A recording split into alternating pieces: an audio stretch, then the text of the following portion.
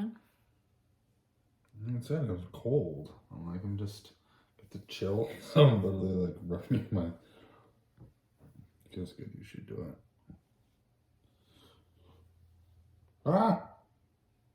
Spillage. Oh my god, are you serious right now? Hi, welcome to Floss Tubes. This is Sanctum Stitching. I'm Fawn. And I'm Shawn. And this is our WIP Parade 2023. 23. Whoa. Wow. Just looked it up. Our last one was in 2021.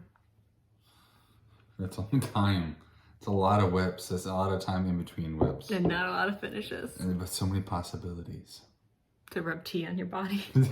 That's cold. Such a weirdo. Hi. I'm weird. You got, oh look, there's tea stain on your shirt. Irrelevant. Anyway. Hi. Hello. If you're new around here, we're married. We live in Northwest Ohio.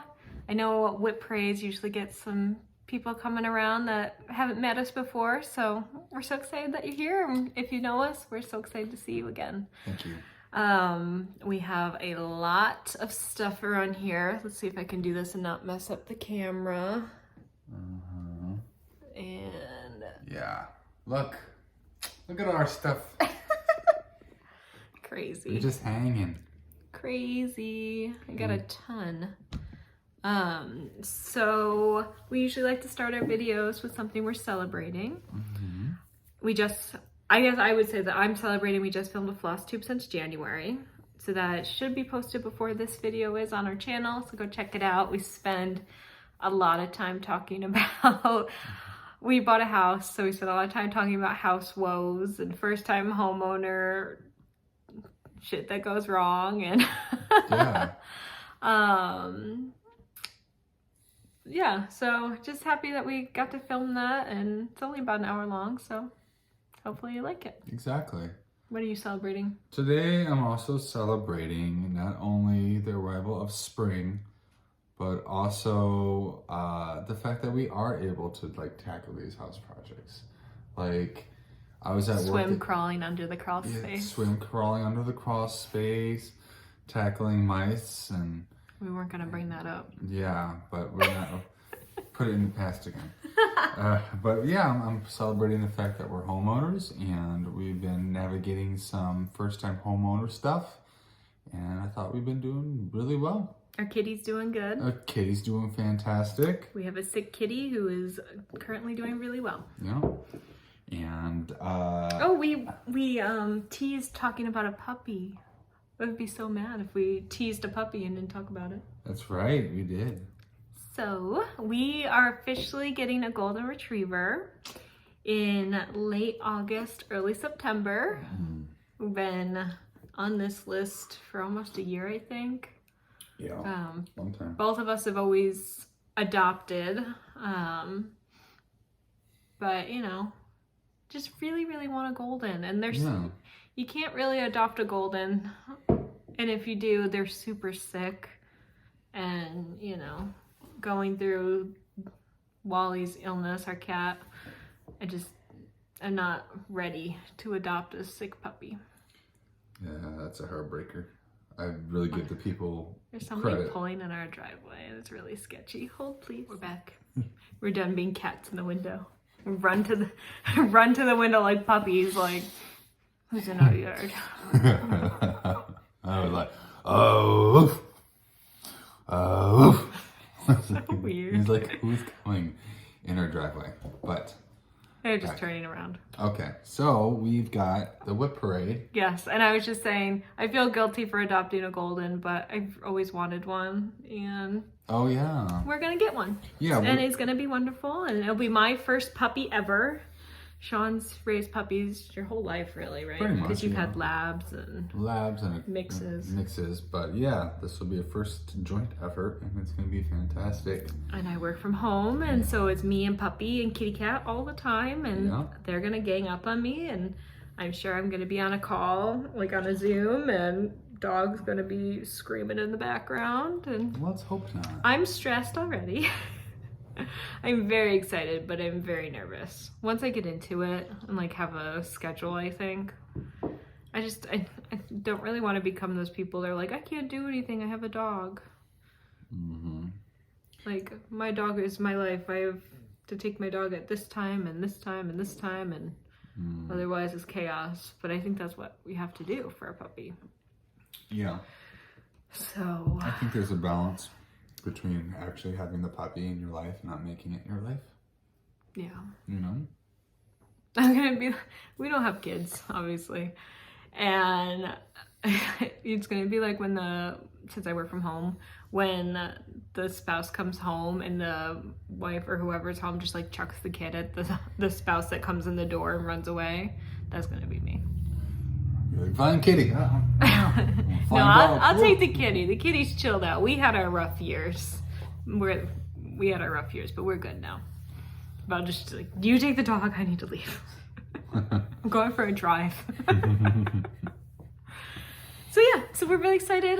So soon we're gonna build a fence and we're getting a puppy. And then that's probably gonna impact our stitching, I imagine.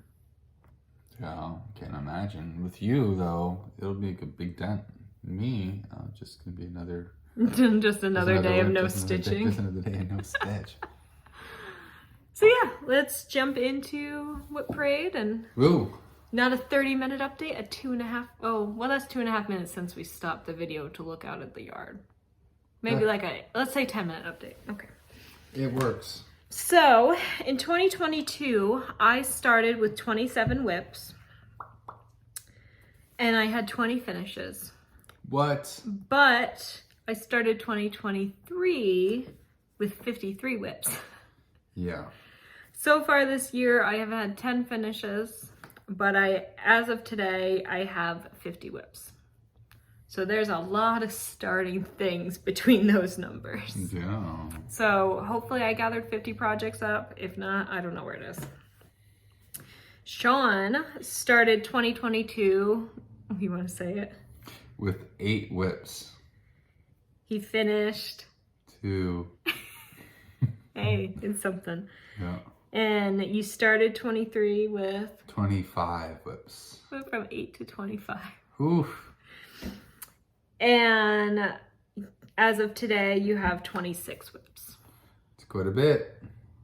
So we figured, because math, if I show 2, he shows 1, we should stay pretty on par. Mm-hmm. I think we're going to try to run through mostly quickly. Are going to take time to put things back in bags, because otherwise that'd be chaos. It would be. Yeah, it would be a lot. 76 projects between the two of us. 76 random needles just flying around. Which you have to make sure you put your needles away now because of puppy. That's right. So everybody get on his case. He has to put his needles away. I'm always finding them on the floor. Shout out. I'm calling you in, not calling you out. Okay. Very much called in. So anyway, I don't know.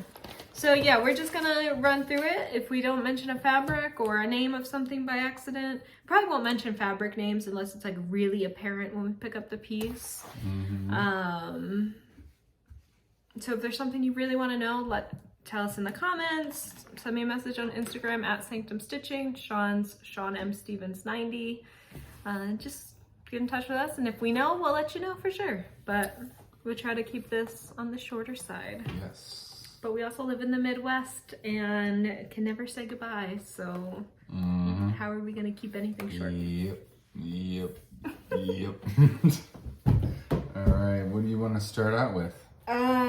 Yeah, so that's the other thing. Nothing's in order. It's, as we showed you, it's literally in piles. And so I think we're just going to grab as we can reach and show and... Grab and go. All right. That. We do it. It is what it is. It is what it is. So the first one is a Mill Hill Christmas Jewels called Diamond Holiday. So mostly beads. And I was using this as like my stitch in bed project. So we both stitch with a case creation stand.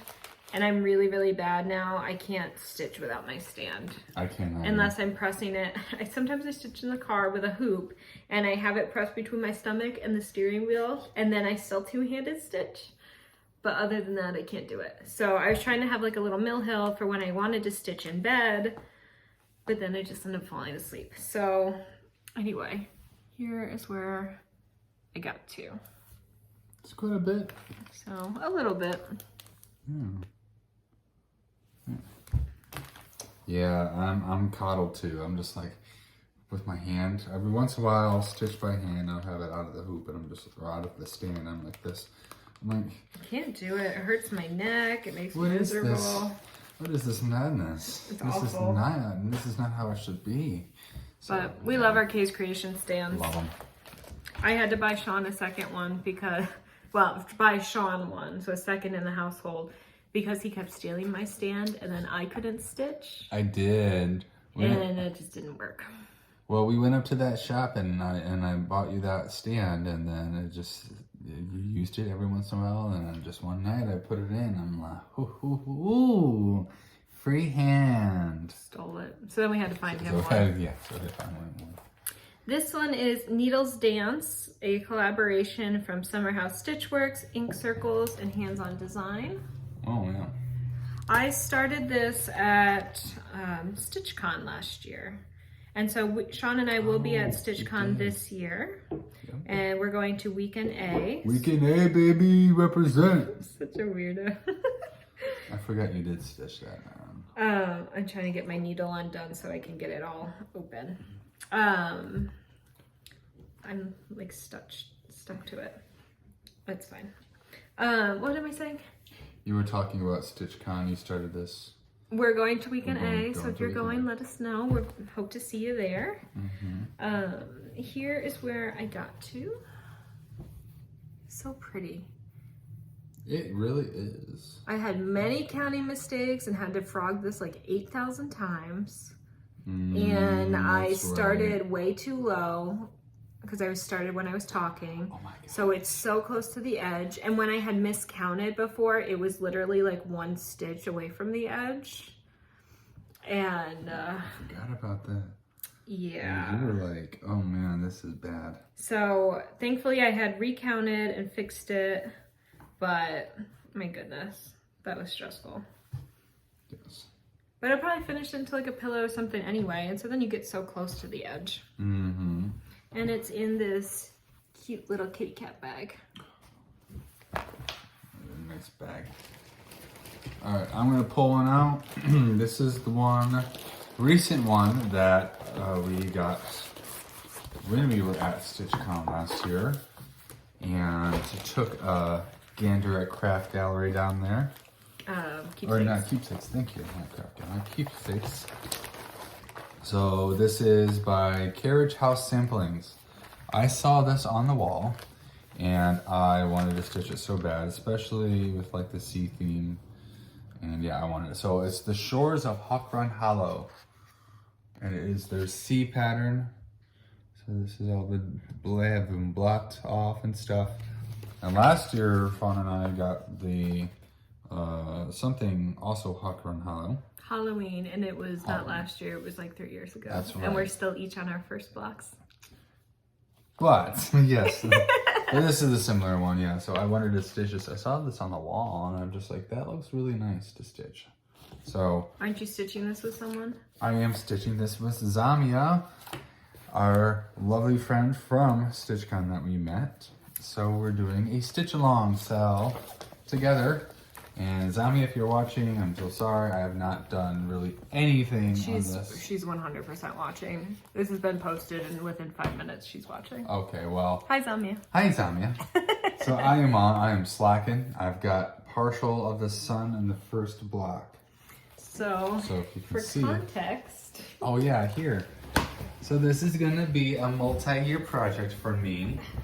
Because. Oh, no, did I just lose your needle? No, it's good. Okay. This way. Okay. Yeah. Look at this thing. So it's pretty big. Here is the sun. Yeah, it's a little tiny. So this is a very big project. But you're doing it on Aida, so that'll help. You know, it's a lot easier to stitch on Aida. Yeah. And it was a tan fabric that we coffee tea dyed. Yeah. And it smells really good. Yeah, I was like, what smells so good? Mm-hmm. It smells like a coffee shop. So, yeah. We wanted it to be kind of parchmenty. Yeah, I wanted like an old sea shanty, like been on the wall. Thank you. Although I guess you do one, I do too, so you should do it. Okay. There's like I wanted it to be like a sea shanty on the wall kind of thing, of like an old cabin by the ocean. So yeah, I saw that and wanted to stitch it. So keeping with the sea theme, yes, this is my Coming to America by With Thy Needle. And I had to restart this because I stitched it on the wrong side of the fabric. Oh. So here was my original start, and it's supposed to be on this side, which is pretty. So one side is like totally plain, and the other has the modeling. So I got really sad because I don't like to stitch borders, as anyone returning here knows. And all I had done on this was border. And so I gave it a couple years rest. I might have even talked about it in the last video that I was like abandoning it for a while, which was, 2 years ago. And I really thought I got a better restart on this than I did, but this is where I'm at. So I have one of the Pilgrim ladies, a hoop, and a scissor. And let's see. Oh, it looks like it's actually that lady right there. So I don't think I have a picture of the whole pattern, like, in here. Oh, maybe I do. Oh, here we go. Oh, yeah. So here's what the whole pattern looks like. And I decided, since I'm going to redo it, I'm going to skip all of the lettering in the middle with the names. And I'm just going to shorten it all up. And I'm going to do, like, the motifs, but not the names.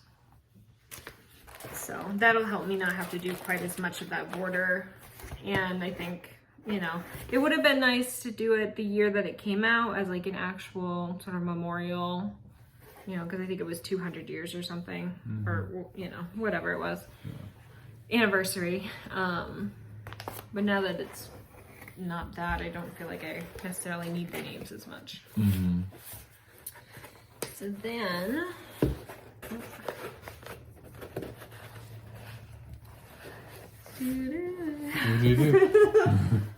let's go here. It's like trying to open presents on Christmas where you just like grab randomly. You're like, is this a good one? Can I open this one? Do I have to wait? This is a EGA, so I'm part of the Embroiderers Guild of America. My chapter is the Needle Arts Guild of Toledo, and so one of the projects we did was this EGA petite project called Floral Needle Nanny / Minder, and it's designed by Lorna Bateman. I love the little bees. It's really small. It's literally a needle minder, and I should just sit. So with all of these, I'm gonna say I should just sit down and do it. I love this. Oh, I forgot I had this. If I just sat down, I could do this real quick. I'm sure I'm gonna say that through all of it. But I'm really thinking about sort of taking a project and trying to get a page finish and then move on to the next project. And if something's smaller than a page, then just doing it and, being done with it. But this is where I've gotten to. I've got some flowers. It's mostly just at this point, kind of make up your own design. You can follow the general pattern, but it's really just filling in with however you want to embroider some flowers. And you can see by my thumb, it's really not that big. Yeah, it's pretty small. So I should just do it. I could have that done so fast. Wow, this paper is so hot from where you just touched it. I'm pretty warm. Oh my god. It's because you're rubbing tea on yourself. Yes. All right. So another one that actually I was just thinking about, since it is also a Hawk Run. This is the Halloween at Hawk Run Hollow. Oh, we don't? Here. Okay. Thank you. So that's what the Halloween at Hawk Run Hollow looks like. Shawn is doing this one with the swamp monsters, and when we show mine later, I'm working on this water scene. So this one is, at least this box of the stitch, the pattern, I really don't have that much to do. It's just a little bit of fill-in. But I like this one a lot because it's got the scene of the owl. I really like the owl. I like the monster in the middle and the eyes in the background. Got the snake coming down from the branch. You got the alligator. I think there's like a spider or something down there too. Some fish. So I use this piece. This is sort of a joint piece now because I use this as some fill-in during frogwort stitching. And you can see our tension. So I filled in all the black on this side, and Shawn did the black on that side. And so you can see I stitch a lot tighter than Shawn does. I think that's why I haven't put this back up again. Yeah, Oh, it's my fault. I think if you just did like an over to a half stitch on top of my stitches, or even just one thread, the way you normally stitch, I think it'll make it look a little fuller. Yeah. And I can do that if you don't want to, but it's a lot more obvious in person. It is pretty obvious in person. I'd like to have, like, I know I should tighter stitch, but this one I just wanted more full. Yeah, so that's why just doing a half stitch across. Yep, so that's what I have done on that one. Hopefully, it's really just this corner up here that needs to be done, and that's it. So that's one of them. And we're doing all of these squares individually. Eventually, yes. Because neither one of us could give up the project. Nope. Ooh, oh no. Oh. This one wants to go next, it's falling. All right, we've got... Okay, I think we're good now. Okay. Avalanche averted. Crisis. So this one is... Drum roll, I'll like pull it out. Oh no. Okay. Oh no, where's the name? This is what it's supposed to look like. So it's a water themed. And I'm trying to find the name because of course all of my papers are not in order. It's called Walking the Water's Edge, an intermediate canvas class with Diane Herman. So this is an actual class that I did take. And most of the stitching I have done during the class and haven't touched it since. And that's where I'm at. So, pull out the picture again. I'm still, it goes that way. I'm still at the very bottom and I gotta do all the blue, working my way up. So it's nice.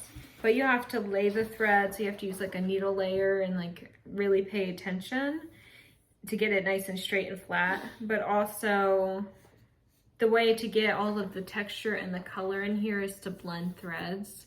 And I was still a very baby stitcher when I took this class, and pulling all the threads out and having like one white and 2 of one blue and 3 of another blue, or whatever many strands it was.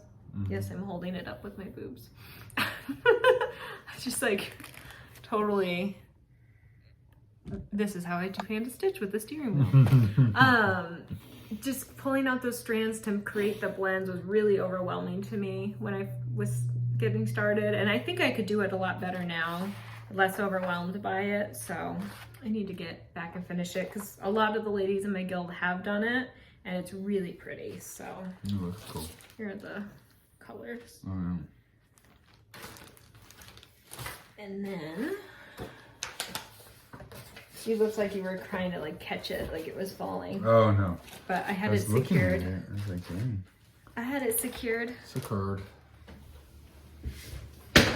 I'm dreading putting all of this stuff back because when we took it all down, all of the like finishing supplies and random floss and RIT dye and all the other things filled in the shelf because it all was on top of all the stitching.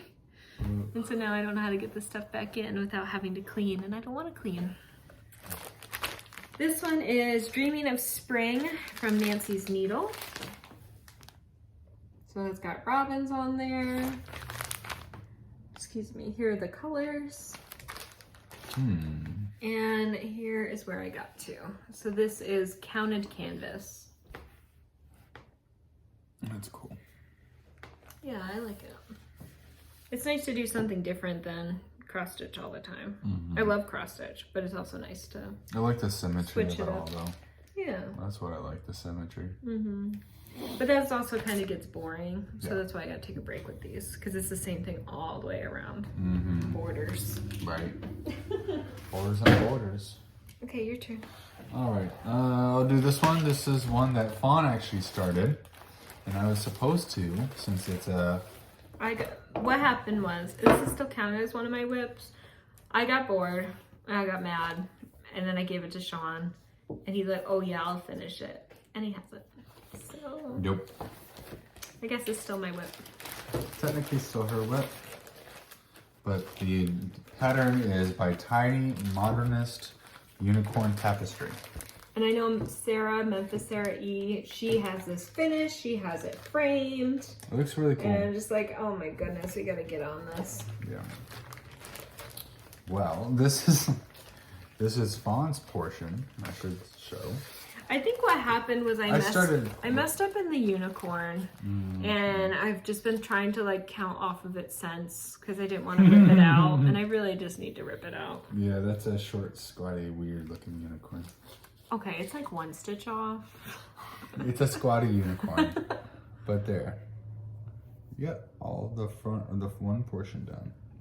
Yeah. So. It is pretty, and I think if I were to start, this is one of the early stitches too, I would have used a softer linen. Like this is, you could see it's very see-through, it's pretty rough. It is a little I mean, bit. it's the called for, and it looks great with those colors, but I like a soft fabric. Yeah. And one that doesn't like pull so much when you make your X's. What do you have going on over there? This is another class I took with the EGA called Carrots by Jennifer Reifenberg. And this was a class I took this past year. And I have more progress on this than I do on my other one, so go me. And here's where I'm at. So I have my carrots done except for the beads. And now I'm just going in and filling in the sky and the soil bands. So that'll be fun because there's a lot of switching it up. The carrots were where you had to really think about it. Yeah, those are really cool. So. Yeah, it's a recent one you've been doing. It's pretty nice. Yeah, it was over this past summer. But I guess I'm getting closer to a year now. Good.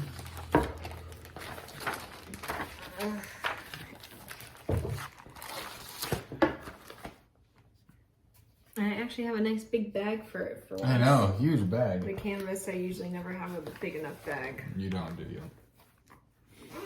Yeah, you don't. Okay, so I showed just one, right? Yep.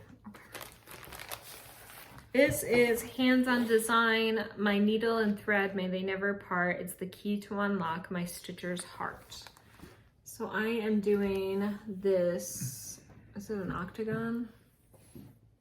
A hexagon shaped one. I think I'll probably end up doing all of them, but for now, like, because there's a lot of different charts in there, but at least for now I'm doing this one. And I feel like I've made some really good progress. Yeah. If you should look in that corner picture right there. Oh, okay. Yeah, you've got quite a bit done already. So a lot of it's text. I feel like this is one of the ones, if I just sat down and did it. Don't we all say that all the time? Oh, if I just worked on it. Well, you got a lot of that one done. Yeah, and it helps when there's text. It always goes fast. It does. But, so I'd like to actually finish that on a hexagon box. I think that'd be really fun. And I've seen some at Joann's and things like that, those paper mache boxes. Oh. So. Gotcha. All right. Well, one that I have that I was actually working over the winter. This is my main focal point, or main focal piece this past winter. Not completed, but a pretty good portion of it done. This is by Teresa Kogut. The scene, it's Joyful Scene. If you know me, you know that I love Santas, especially if they're old-timey Santas. And I love it because it goes with the theme of me loving stacked animals. So, you got the deer, you've got the sheep, and then you've got like the crow on the top. Big fan of the Plum Street Stacked Animal series. Big fan. And like I said, this was my main focal point a little bit this year. And he's actually using all fancy floss. Yeah, I'm doing the fancy stuff. So this is what I have so far of that pattern. This so cute. It's very cute. I do have to finish. It's a little rosy cheek. Right. I have to finish the crow's head. So the deer was headless for a long time. Now the crow is headless. Now the crow is headless. And so Santa's headless. Yeah, but it doesn't seem like it, but there's like 8 different kinds of reds in his suit. So that was what the most time consuming thing was this past winter, was just counting and putting all the red in. But yeah, I think it's a really cute one. Yeah, I like it a lot. And to keep up with my theme, I'll be like, I'm gonna get it done for next winter. It's gonna be my first finished Christmas piece. So there we'll see. The lies we all tell ourselves. The lies we all tell ourselves. This one is the Blue Flower Huckleberry Farm. So I started this for my birthday, I think 2 years ago. Obviously did not get a birthday stitch within the year, but I had so much frogging on this one, and I'm still quite upset about it. I forgot that. Oh, man. So I'm stitching on the called for fabric. Always looks gray on camera, but it's a really pretty purple. Like a subtle lavender-ish. Yeah. I don't remember where I messed up the first time, but it was something really major. Maybe I had put this bear in basket like too low. And then when I came over and I did this Quaker motif in the bird, I put it in the wrong spot again too. Because I started in the middle and I'm pretty sure it's like broken up across different pages. And it messed me up so bad. And then it messed me up again. And so I'm still having a really hard time with this piece. Although maybe I put it too high. Maybe that's why it's still wrong. Just couldn't get it to line up. Yeah, I think I did it again. Again. Oof. No, I did. That's why I put it away this time, because this has to get frogged out again. Oh, man. You just noticed. Because if you look, the butterfly here, the motif is like just below its wing. And if you look at my butterfly, my motif is above its wing. So this does have to get frogged again, Shawn. Stop putting your pattern away and look at my woes. Look at my problems. I have major issues right now. Man, I would just like put it away then. You see? It's like supposed to go in that space. It's supposed to go right here. I guess you're right. Just ever so slightly over though. Over and down. You can't even reuse any of it. I'm about to be done with this piece. Real-time disappointment. That is real time right there. Because I literally had put it away because I had messed up. And then I got it out and I frogged it. And then I was working on it. And then I messed up again. And I think I realized and put it away. You were done. And then I blocked it out of my brain until this moment. I'm upset. So then the next one, Octopus Bag I made, is Octopus Garden by Blackbird Designs. This is a cool one. And so I had found, oh my god, I thought it looked so empty in there. I was like, is it not even in here? I had found this fabric that looks like the ocean. And so then I decided that I was going to use Threadworks floss and use all of these like crazy colors. So we don't use like floss keeps or anything. We just kind of chuck stuff in our bag. So these are the colors I'm using. Yeah. I'm sure this makes somebody feel good to know that my bag looks just like their bag. But then I know there's other ones of you that are cringing right now at the thought of this bag. Like, oh my gosh. So for the one person I made feel better, you're welcome. I also found scissors. And this is where I'm at. So I'm just kind of using the Threadworks floss that was pretty and just kind of making it up as I go. So it'll be this really wild, crazy colored. As you can see here, it's like, I don't want to call it drab, but it's definitely more muted. You definitely made it more tutti frutti. Yeah. So I'm excited about that one. Mm-hmm. Yeah, it's a cool pattern. Let's see. We're going to, this one because I don't have it. You can tell we're in the Midwest. Yeah, we had a bunch of New Year's Eve starts a couple years back. This is one of them. I know so because the white. It's right here. Oh, thank you. It just doesn't fit in the bag. Okay. This one, right? Yes. So I thought this was really cool. Fawn picked this up when we were at one stitch shop somewhere. Probably. I think that was just stitching ink. Yeah. It's by Tiny Modernist. It's Moon Phase Bell Pull. So it's a bell pull, and it's all of the moon phases because I am a nerd and I love the moon and astronomy stuff. So yeah, it's all of this. It's white and gray stitch work. I thought it was wonderful. I don't have really any of it done. Looks like the moon. It looks like the moon. Yeah. So, oh, hey, hi. Hello. Wait till you see this start. So cool fabric, right? This is the fabric I wanted to show you. This is the entire piece. The fabric is gonna be awesome though. But it is gonna be cool, and it's just on this backdrop. So I only have a few stitches in that one. I think it is because just like fill in for me at this point. Like I consider it fill in, because there's a lot of white on this one. But I know it's gonna look great once I get it done, and especially with this fabric that we chose for it, so. Yeah, it was a Bee Stitch Me fabric of the month. So I might get a moon phase in one day here soon. Lies we tell ourselves. All right. Thank you. What do you got going on? Oh, I've been thinking about this. Athena Stitching Goddess Designs has been working on this piece, and it makes me think about it, but this was another Frogger. So this is Owl Forest Embroidery 100 owls. And there's actually 100 owls on there. We counted them. There's 100 of them. I didn't count them. I looked at the pattern where they were numbered, but I'm pretty sure Shawn actually did count them. Yep. And I don't think I told him that they were numbered in the pattern. Nope. Surprise. But this middle owl, I messed up somewhere because it's like a Quaker motif, and that's the starting section.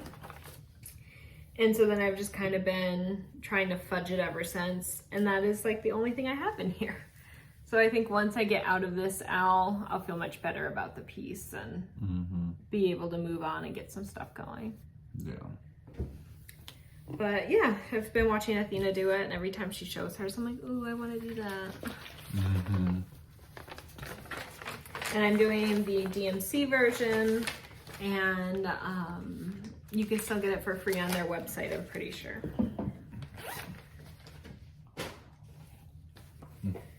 The next one is a Doreen Jones freebie.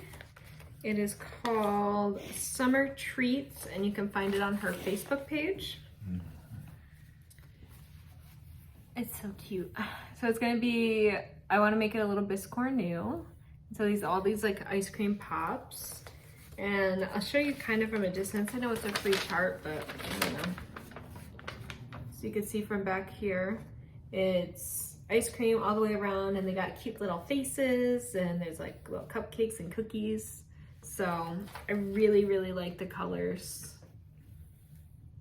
But I struggled with stitching the same thing over and over again, and I have to stitch these ice creams 4 times, so I took a break. I got in a quarter of it, and then I took a break. but the colors are fun. Very fun. Your turn. All right, my turn. I'm gonna go to the project that was forgotten many ages ago. Not forgotten, talked about every other week. Yeah. In shame. But I did tell my wife this morning, or this earlier, it's like, I'm gonna get this out. Oh my god, I was like, who are you talking to? Who did you tell? Hi, it's your husband. Hi. Hi. I don't know why my brain was like, who were you talking to about it? So weird. I thought this was really cool. This is one of my first stitches. It's by Valerie Pfeiffer. It's called Trios. Sitting Pretty. Sitting Pretty. Look at these frumpy birds. It's the birds. And they're sitting on the branches and they all It's you, it's Wally, and it's me. Yeah, that's true. Wally's always yelling at us for his breakfast. That's exactly correct. And this one, oh man, it feels so bad. Look at how bad it is. It's beautiful. It's the back. Okay. I was like, oh my god. You thought that was the front. Yeah, what the heck happened? All right, so I just have literally just the back stitching of the last two birds. Everything else is done. So I don't know why the heck I'm not finishing it, but... Back stitching you don't like. Okay. It's so cute. Can you pull down the thing, please? Yeah. So that's what I have there. And it's just, yeah. I love it. They're frumpy. They're beautiful. They're gorgeous. And you just need to like put in the little feathers. Put in some feathers. I think this one's missing an eye. A little bit. I keep telling him it's taken less than like a half a day. And this was right when I was just getting the hang of back stitching. So that's probably why I put it down, because it was overwhelming. But now that I have more, I can do more. So to be continued. This next one, I started with Bobby of Pumpkin Creek Primitives, and check out her shop if you have not already. And Zamia of Serrana Stitches on Instagram. They were both starting a Halloween tiny modernist pattern, and they're the besties, you know. I literally talked to them 24/7. And they were starting a pattern and I didn't like the pattern. I liked the pattern they were stitching. I didn't want to stitch it for myself, but I still wanted to stitch a pattern with them on Halloween. So I picked this tiny modernist one instead. So it's Halloween stitch along. You had to buy it in multiple charts to get all the way across because it was a mystery one. But I'm obsessed. It's so pretty. The colors are gorgeous. The fabric I picked, I think, is perfect. And I'm just obsessed. There we go. So beautiful. This is what it is. So I did the first part, and then I figured the next time I picked it up, I'd do the second part, take a break, do the third part. This is cool. But the colors are just so pretty. The fabric color is on point. Yeah, I love it. Love everything about it. And I love this little Love You More Studio sleeve with the kitties. Which, Katie and Laura, if you're watching, I would love for you to open your Love Your More Studio shop again soon so I can buy some more sleeves. Please, thank you. I think they're currently taking a little break, so. Oh, that's sad. All right. But they'll be back. They will be back. Okay, so. Did I do one or two? You did one. Oh, okay. So you just I'm messing us up.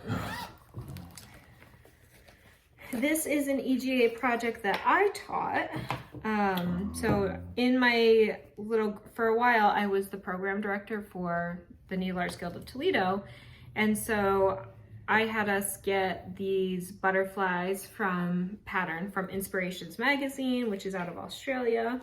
And I led a little class for us to learn how to make stump work butterflies. So stump work, if you're not familiar, it's where you embroider and then have a 3D object out of it. So for example, I'm making these butterflies, and so I'm going to embroider the wings, and this is wire, very thin floral wire.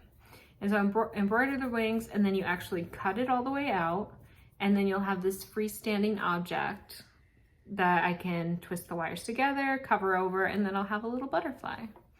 And so for the one that I had finished, I had gotten little potted plants, little mini ones, and I stuck the butterfly in it. So gotta get back to it. Won't take me long once I get started.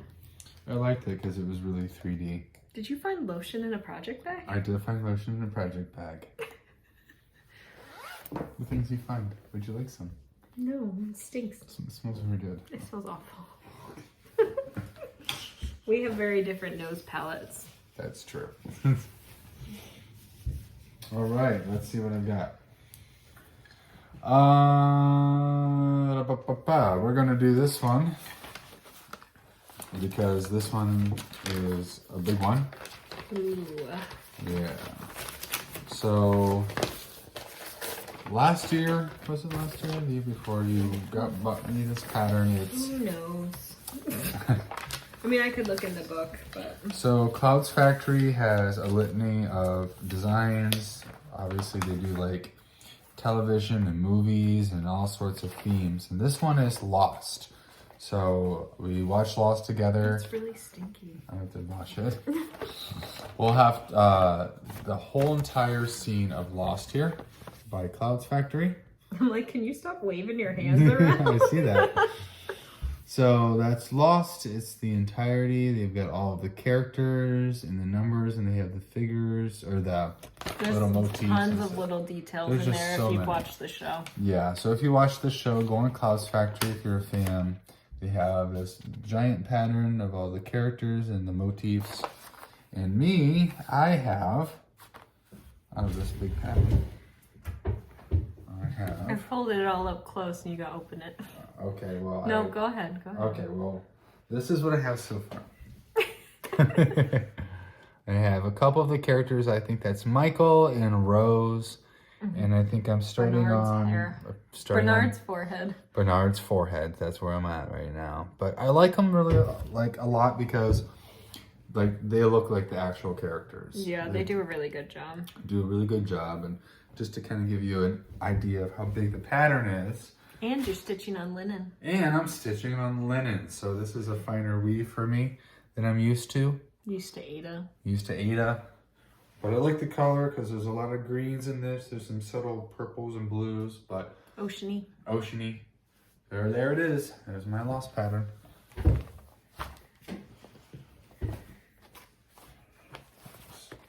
This next one is this is a sad start. Oh no. Tiny Modernist Cross Stitch Halloween Wreath. Again, love the bright colors. And I have just the oar in the middle. I think I started this right around Halloween. And then maybe switch to the one that I had just shown, so it didn't get very much attention. So literally just the oar in the middle. You want to see? I do want to see. Oh. Well, you know, it looks good. Looks good. It looks like oar. Or you could have stitched a little. Oh. Bazinga. Bazinga on yourself. It's sad. Yeah, a little bit. We were really like chipper and high strung for our floss tube this morning. And then we took a 15-minute break, which took 2 hours. And now I think we're both getting tired. Yeah. Maybe I'm getting tired. So this one is the Blue Flower, The Gentle Rain. I love this one. It's so pretty. Ooh. And I've gotten a pretty good start on it, actually. Oh, yeah. Ta-da! Yeah, you got a lot done on that one. So I have most of the words. All I'm missing is how and the S. So really good there. The trees, the colors are just so pretty. There's a lot of pink and whites in the flowers, which doesn't come across as well here. There's definitely a lot to go, but that main part is done, like the middle. Well, like not the middle. Half of a third. Half of a third. Okay. Whatever that maths up to. Well, maybe a third, because I got the music kind of, the words at the top plus the tree. So maybe a third of it. But I've also been thinking about this piece a lot. Because I love blue flower, and I keep stitching blue flower, but I have never finished blue flower. I don't think I have either. But I keep buying her charts, and I keep starting them, and I never finish them. I have the squirrel around here somewhere. So. You have all the squirrels. Yes, all the squirrels. All right, let's see. What is this one? What is this one? That's how long it's been since you've gotten in your bag. Yeah. Oh, another Teresa Koget. Shawn's favorite. Yep, strutting. Another Christmas theme we have going on. With Santa and his reindeer looking all proud. So proud. So proud. This one I do not have much of. But I don't. Not really at all. But it's out of its hoop. Alright, so... You'll find that half his projects are still in their hoops. That's why I can't find any. So for reference, I kind of started where his beard is. So, this is what I have done. Just that little red and the little part of the beard here. You were using such a big needle. I know, oh my gosh. Look at the size of this needle.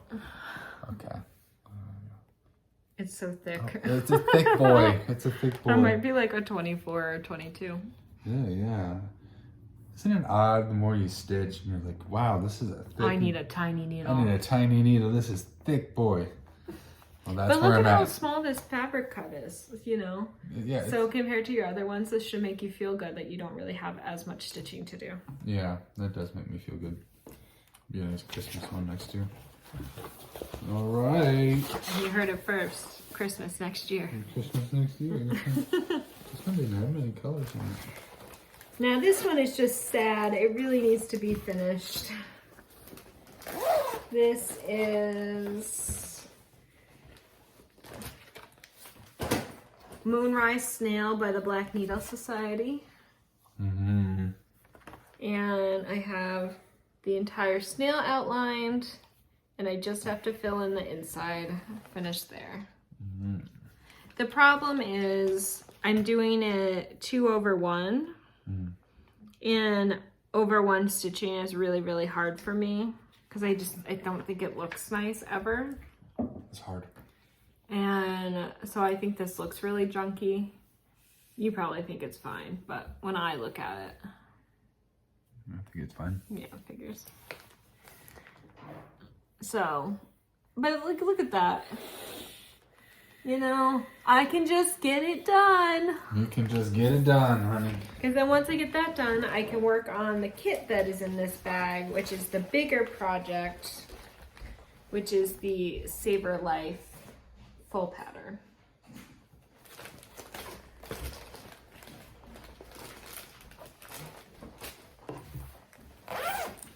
And it's in the matching bag. The only bag I think that matches. This one is, who knows? Oh, that bag, holy cow. Yeah, I won this at StitchCon. I want to say that's embroidered there. I want to say Cricklewood Crossing. Hopefully I didn't get that wrong. Cricklewood? I think it is Cricklewood. Crickle? Crickle or crinkle? And it came with this floss minder. Oh, it's very nice. And let's see, still trying to get to a pattern. Nice big bag.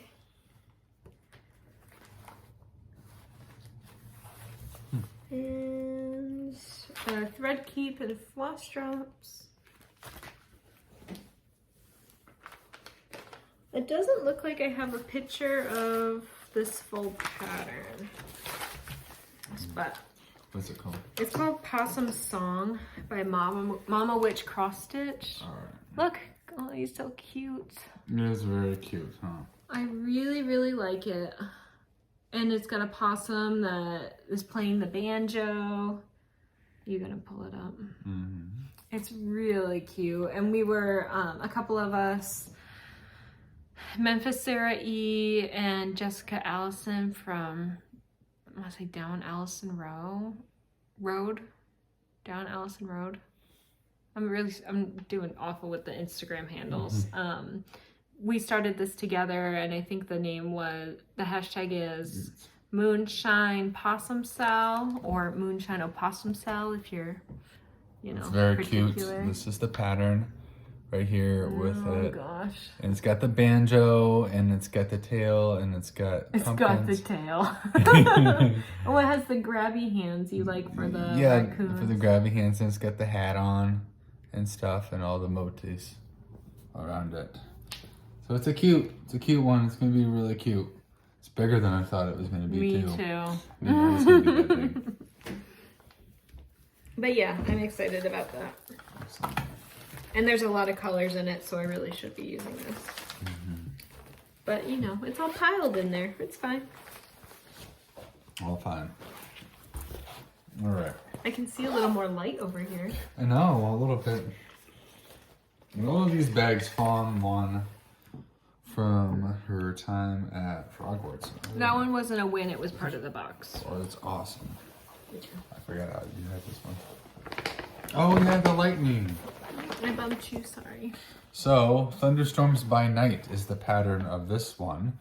And Fawn picked this up because she found it. We were at StitchCon. It was in the boxes that they had there. I think I had it before then. Did you? I found it somewhere. I think probably the EGA or the NAG team. I found it at a yard sale-ish type thing somewhere. I thought it was really cool with my... God, get the story straight, Shawn. Wow. So, lightning, I believe there's two patterns in here. This one and this one right here. And I believe the one that I am working on, or will be working on, is this one at the bottom. So, lightning, I love weather. That was really cool. Yeah, but the fabric is different. It's on black. Looks like it's 14 count or something. Yep.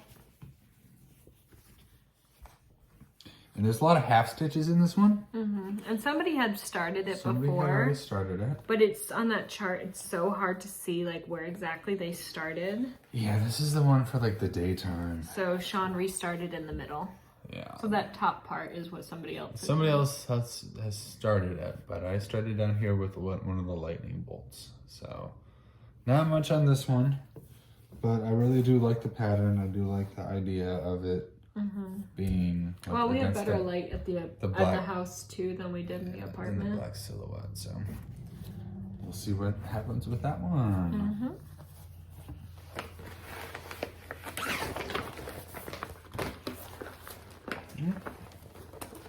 Your needle or my needle? Mine. Oh no. This is Home of the Bees by Jane Ellen Belzowitz. And so this was an EGA class. And what you end up doing is creating a actual standing box. And the only thing that I have done, I'm very, very far behind, is, let's see, it's called pulled thread, or maybe Calceguidi. Maybe Calceguidi is the name of the pulled thread type, I think. Let's see. I want to see if I got that right.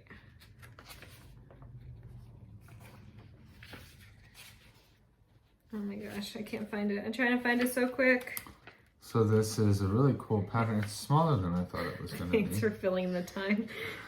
But no, it really is smaller. I forgot that you got this kind of...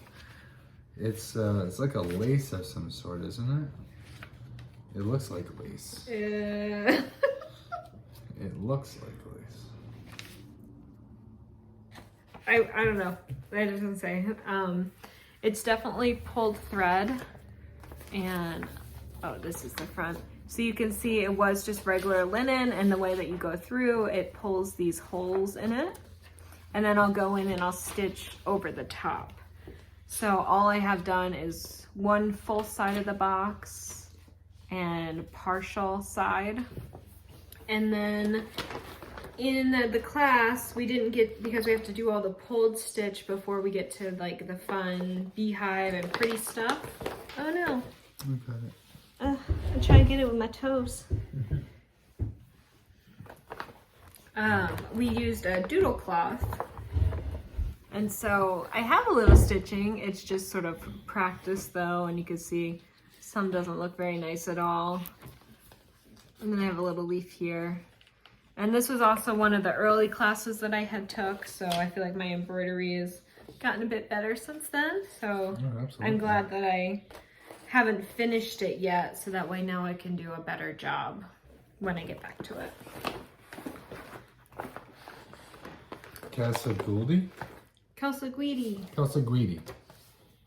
Yeah, there you go. I thought that name was in Calsaguidi. Karen, one of the members, probably watching, just like saying you're saying it awful. You're saying it. You're butchering it. You're not right. Stop it. You can see like this is the stuff to make the sides of the boxes and things. So that'll be fun. It's just always so much easier to pick up cross stitch than it is to pick up some of this other stuff. So it's like, oh, well, I'll just put in a couple stitches and then, you know, much easier and quicker to make an X than to think through the embroidery and stop and start. Exactly. Did I show one or two?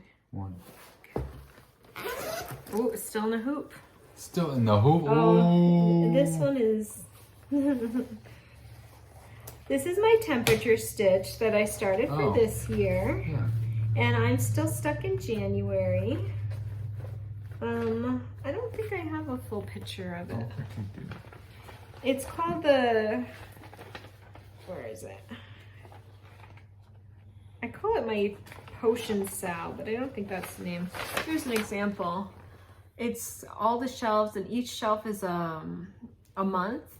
And so basically, you're filling in that light gray with whatever color the temperature is that day. And then it goes all the way down through all the 12 months. And I'm dropping floss everywhere. Oh my goodness. This is chaos. Where's the name of it? I don't think I have it printed out. So if you really want to know, let me know and I'll find it for you. I know I bought it off of Etsy. And I don't know what to do now because it's April. And I had started in January and I did pretty good with it. So now I don't know what to do. Should I do like a 12-year project and have it be January 2022? There you go. It's called Magic Potions Cross Stitch Temperature Sal by Teeny Weeny Stitch. X Stitch. X Stitch off of Etsy. Picture. Show the colored one. There. So if you can see, it is the Temperature Sal off of Etsy. It's so cool. And there you can see at the bottom, the Teeny Weeny X Stitch is the seller name. But yes, it's really cool actually. And so I got halfway through January. The one, what you have looks really good. I know. You know? So I don't know if I should just like not consider it to have to be like a year thing. If I should just have it be a potion bottle thing.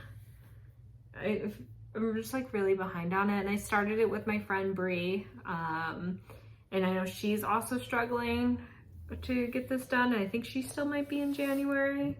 So I guess let me know, what do you do when you fall behind on a temperature sal? Do you just stick with it for the year and do it years later for that original year? Should I do a shelf per year? So January 2023, February 2024. Like, what should I do? Because I like it. It's really pretty, but now it's April and I'm stuck in January and I don't want to work on it.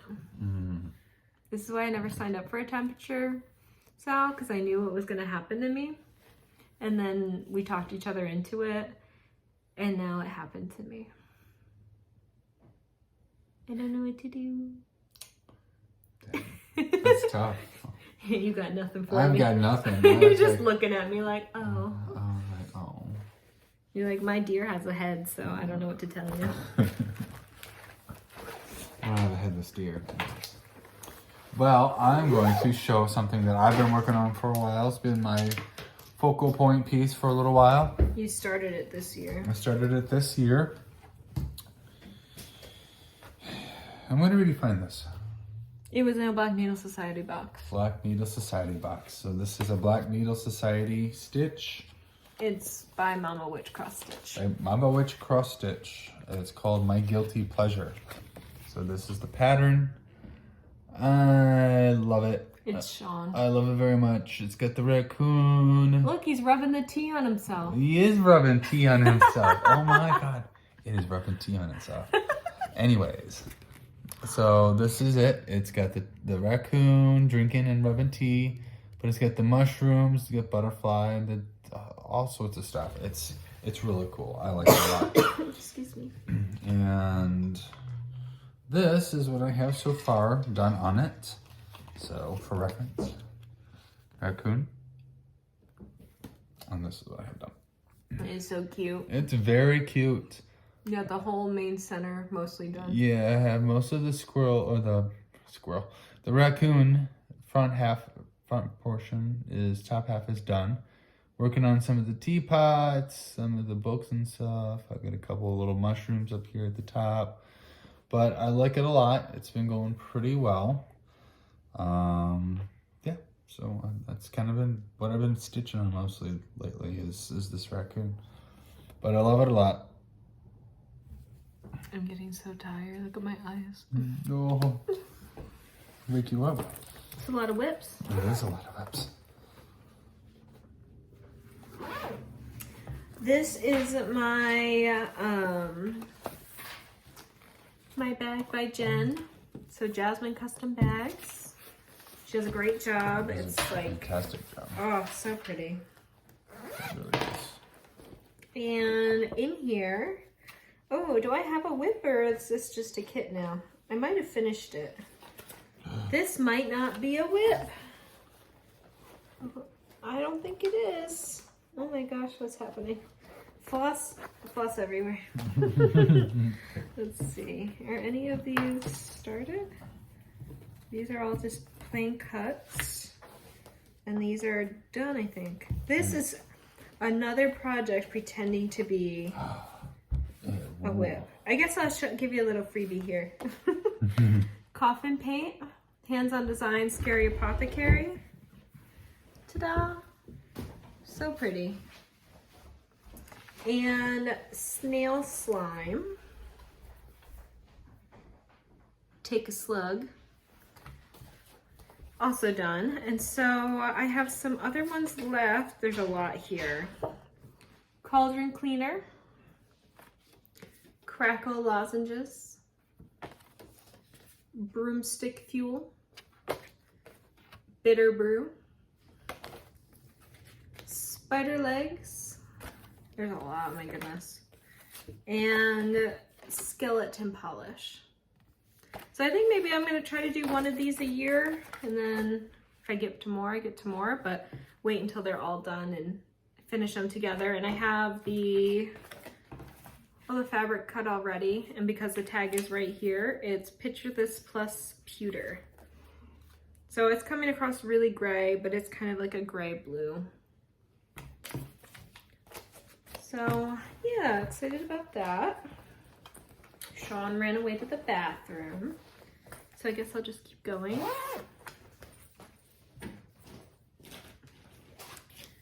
This next one also might be a kit pretending to be a pattern. Yeah, I outed you. Whoa. Said you were in the bathroom. I think this is another one that's powdering my nose. Powdering your nose. Do you even know what that means? I do. What does it mean? It means that you've got a nose that needs to be powdered. Sure. I think this is another one pretending to be a whip. Yeah. Wow. 2 liars in a row. You thinking? Well, here's a finish. What? Love notes with thy needle. I have the X's done. So for me, I know there's like 7 pillows in here or whatever. I consider each pattern to be its own pattern, and I count that as one WIP. So, gotta move this to the kit pile. And I guess since these didn't count as my WIPs, can you get that back in there? Yes. I still gotta do 2 more. Oh, all right. This one is Languishing, one of my first WIPs. The Witchy Stitcher, and it is called the Steel Happy Halloween. We have a rug with that cat face on it now. You do? That like old timey. Oh, that's where that needle minder went. Look at the size of this needle. Oh my gosh, look at it. Big boy. Giant. So that's where I'm at. I've got the cat, the happy, most of Halloween, and then looks like I got the pumpkin there. So it's really just kind of filling in with the color and little stuff all around. So it's getting there. If I just sat down and did it. It's a nice spooky stitch though. Yes. I'm getting in the mood for a spooky stitch. There you go. Definitely, because it's cute and I still like it. I'm just chucking things on the floor. And this is a Clouds Factory pattern that I also fell very behind on. I got overwhelmed. The pattern is the ABC Dinos. And I don't think there's a picture of the full thing. But as I'll show you where I got to. And the colors are amazing. Love the colors. The fabric is dark, so it's hard to stitch on, but it's perfect for it. But each dino is just so many stitches. And it was and there's 2 dinos per month. And so it was just really overwhelming. It fell behind, and then other things took priority.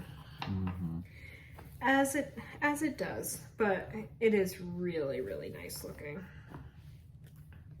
Can you hold half? Yeah. Well, I cannot find the actual picture, but it is by Clouds Factory, and it's the ABC Dino Stitch. And I thought this was really cool because of the amount of colors that are in this. Well, and it looks like them too. Yeah. Well, obviously not in the colorway, but. Right. But yeah.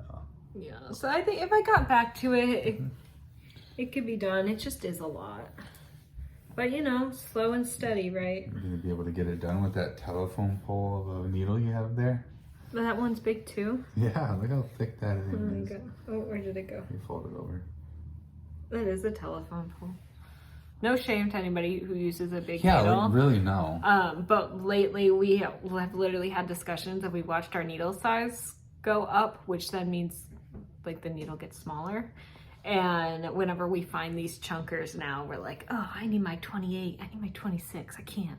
Can't even right now. We can't with the petites. We're not there because we need like something to hold on to, but it has to be thin. Yeah. So like this guy, oh my god. That's thick. You want your ears pierced? Really though. It's cool. I like that one. I forgot about that one. It's definitely pretty. And this is a bag that I made. I like it in my bird bag because birds are dinosaurs. Birds are dinosaurs. So, apropos. The North. Yeah. Very apropos.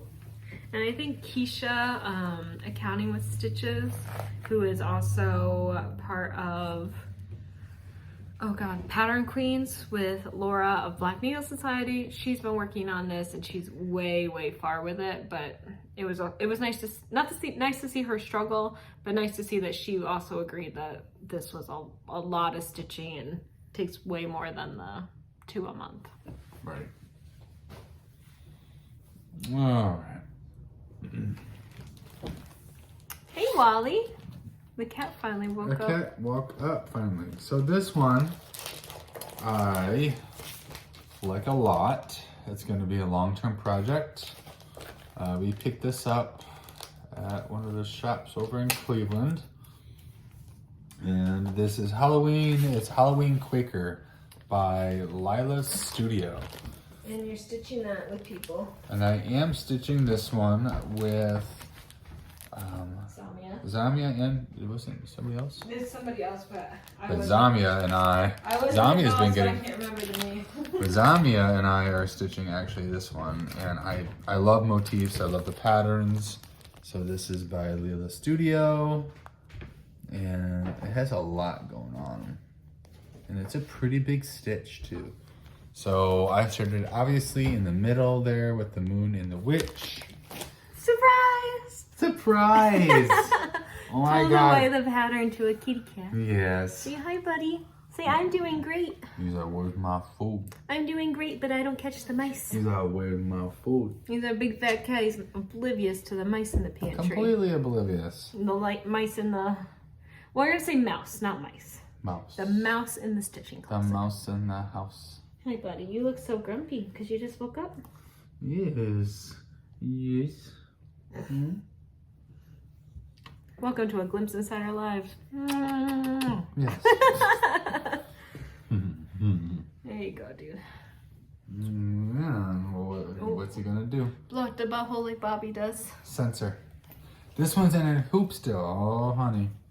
But this one is a big fabric. Yeah, we were sorting our whips and he noticed it was in the hoop and he ran to take it out and I was like, no. We should... You just headbutted me.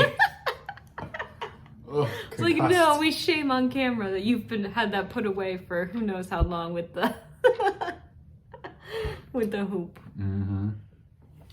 All right. Thanks for headbutting me. Were you done showing it? No, I haven't shown it yet. Oh, you haven't? He headbutted me. Oh, big stretch. Big stretch. All it's right. like what is it, a well? It's a well. It's a pump water out. Please don't knock them over.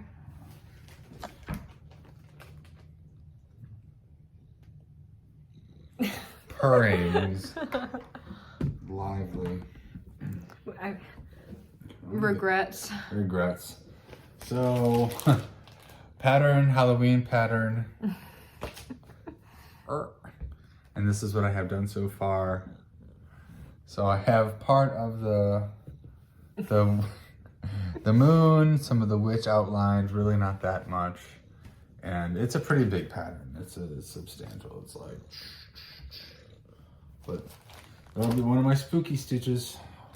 One day it'll be done. I bet they can hear him. I bet they could, Could start a jet engine with that purr. Yeah, especially at 4 a.m. Don't you just love that? Yes, I do. What do you got going on over there, dear? The Witchy Stitcher.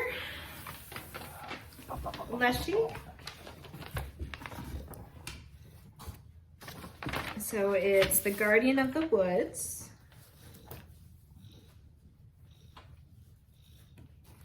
And I have the top half of Leshy done, and the tree is all half stitched, so I don't have to count. I just have to go and fill in.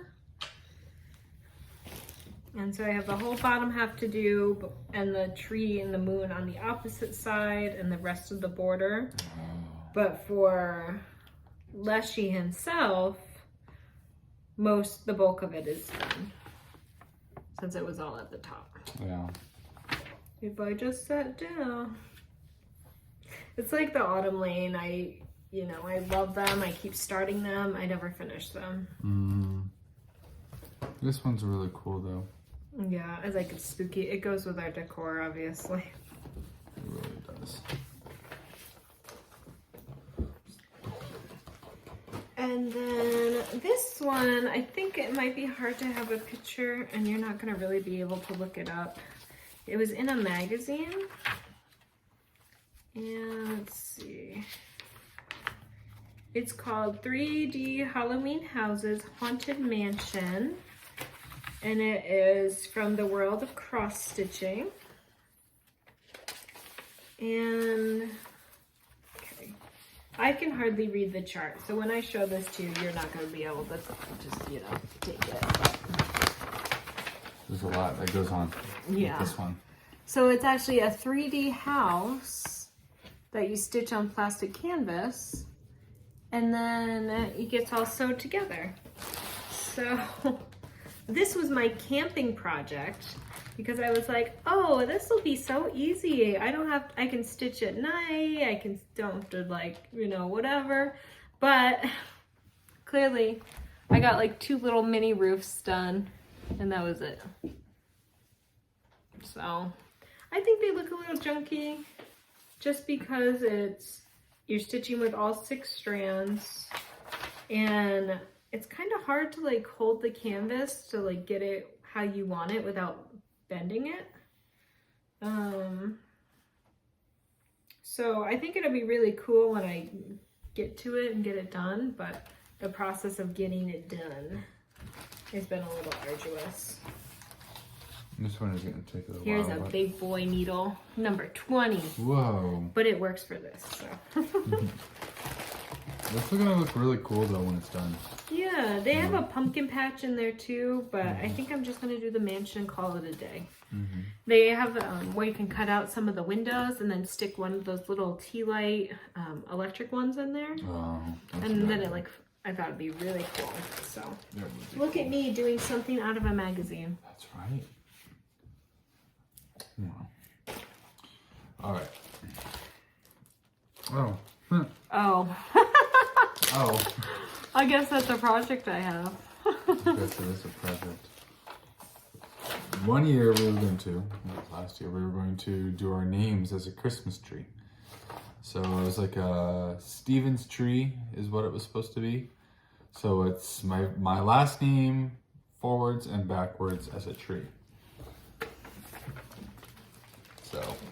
So it says like Stevens is actually written here. this And if you want a tree with your last name, contact Craft Gallery and they can get one made up for you. Okay. So in theory, right? That's the back. I know. I'm just trying to get it to where. I'm going to use it variegated. Some variegation with this one. Okay. Well, I just realized I don't have much of this one done. But you can get the premise where you can start as a tree and, you know. How many of you are going to want to stitch Stevens? Well, not me, but I started here, right, and then it goes and works its way up. So yeah, you can see his little highlight. I know, you can see my little highlight. So that's why I have that one. That's sad. It's okay. This one's been around forever and is still very sad. Rovara skeletons.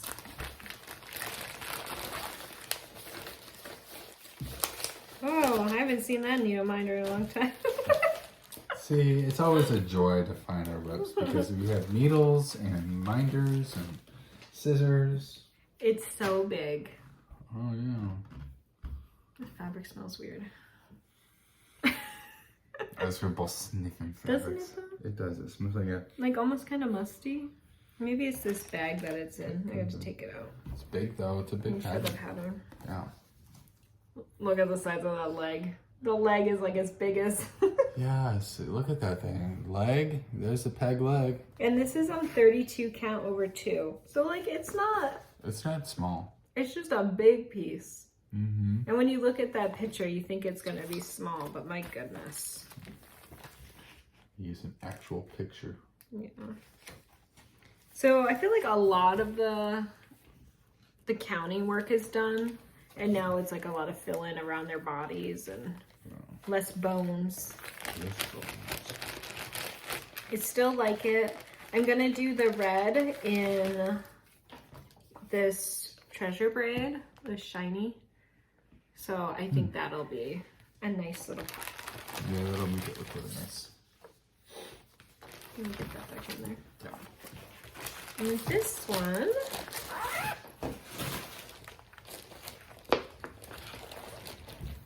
oh, I started this one with Carolyn Zook of C Zook Stitch. I met her I've watched her forever, like religiously every single week. And then I got to meet her at StitchCon and I fangirled so hard. And she liked me and we're friends now. And I'm just like, can't believe it. Like, Carolyn, you're my friend? Like, are you kidding me? Like, Carolyn? Oh my God. Anyway. Very fun. Fangirling again. So we decided to stitch Jan Hicks Creates Meditation Garden together. And I had met Jan at StitchCon too, and she signed it, so how exciting. But we started this piece together. And I have gotten not very much, but it's still pretty. Like, look at those colors. So let me show it. So I have, let's see, it looks like, where do we go to? This part right here of the little lake, and then some flowers over it. So there's a ton left. But you're well on your way. Yeah, and I also keep thinking about this one. This one's a good one. So yeah, I like it. cute, cute, cute. Very cute. Did I show 2 or 1? 2. Why can't I count?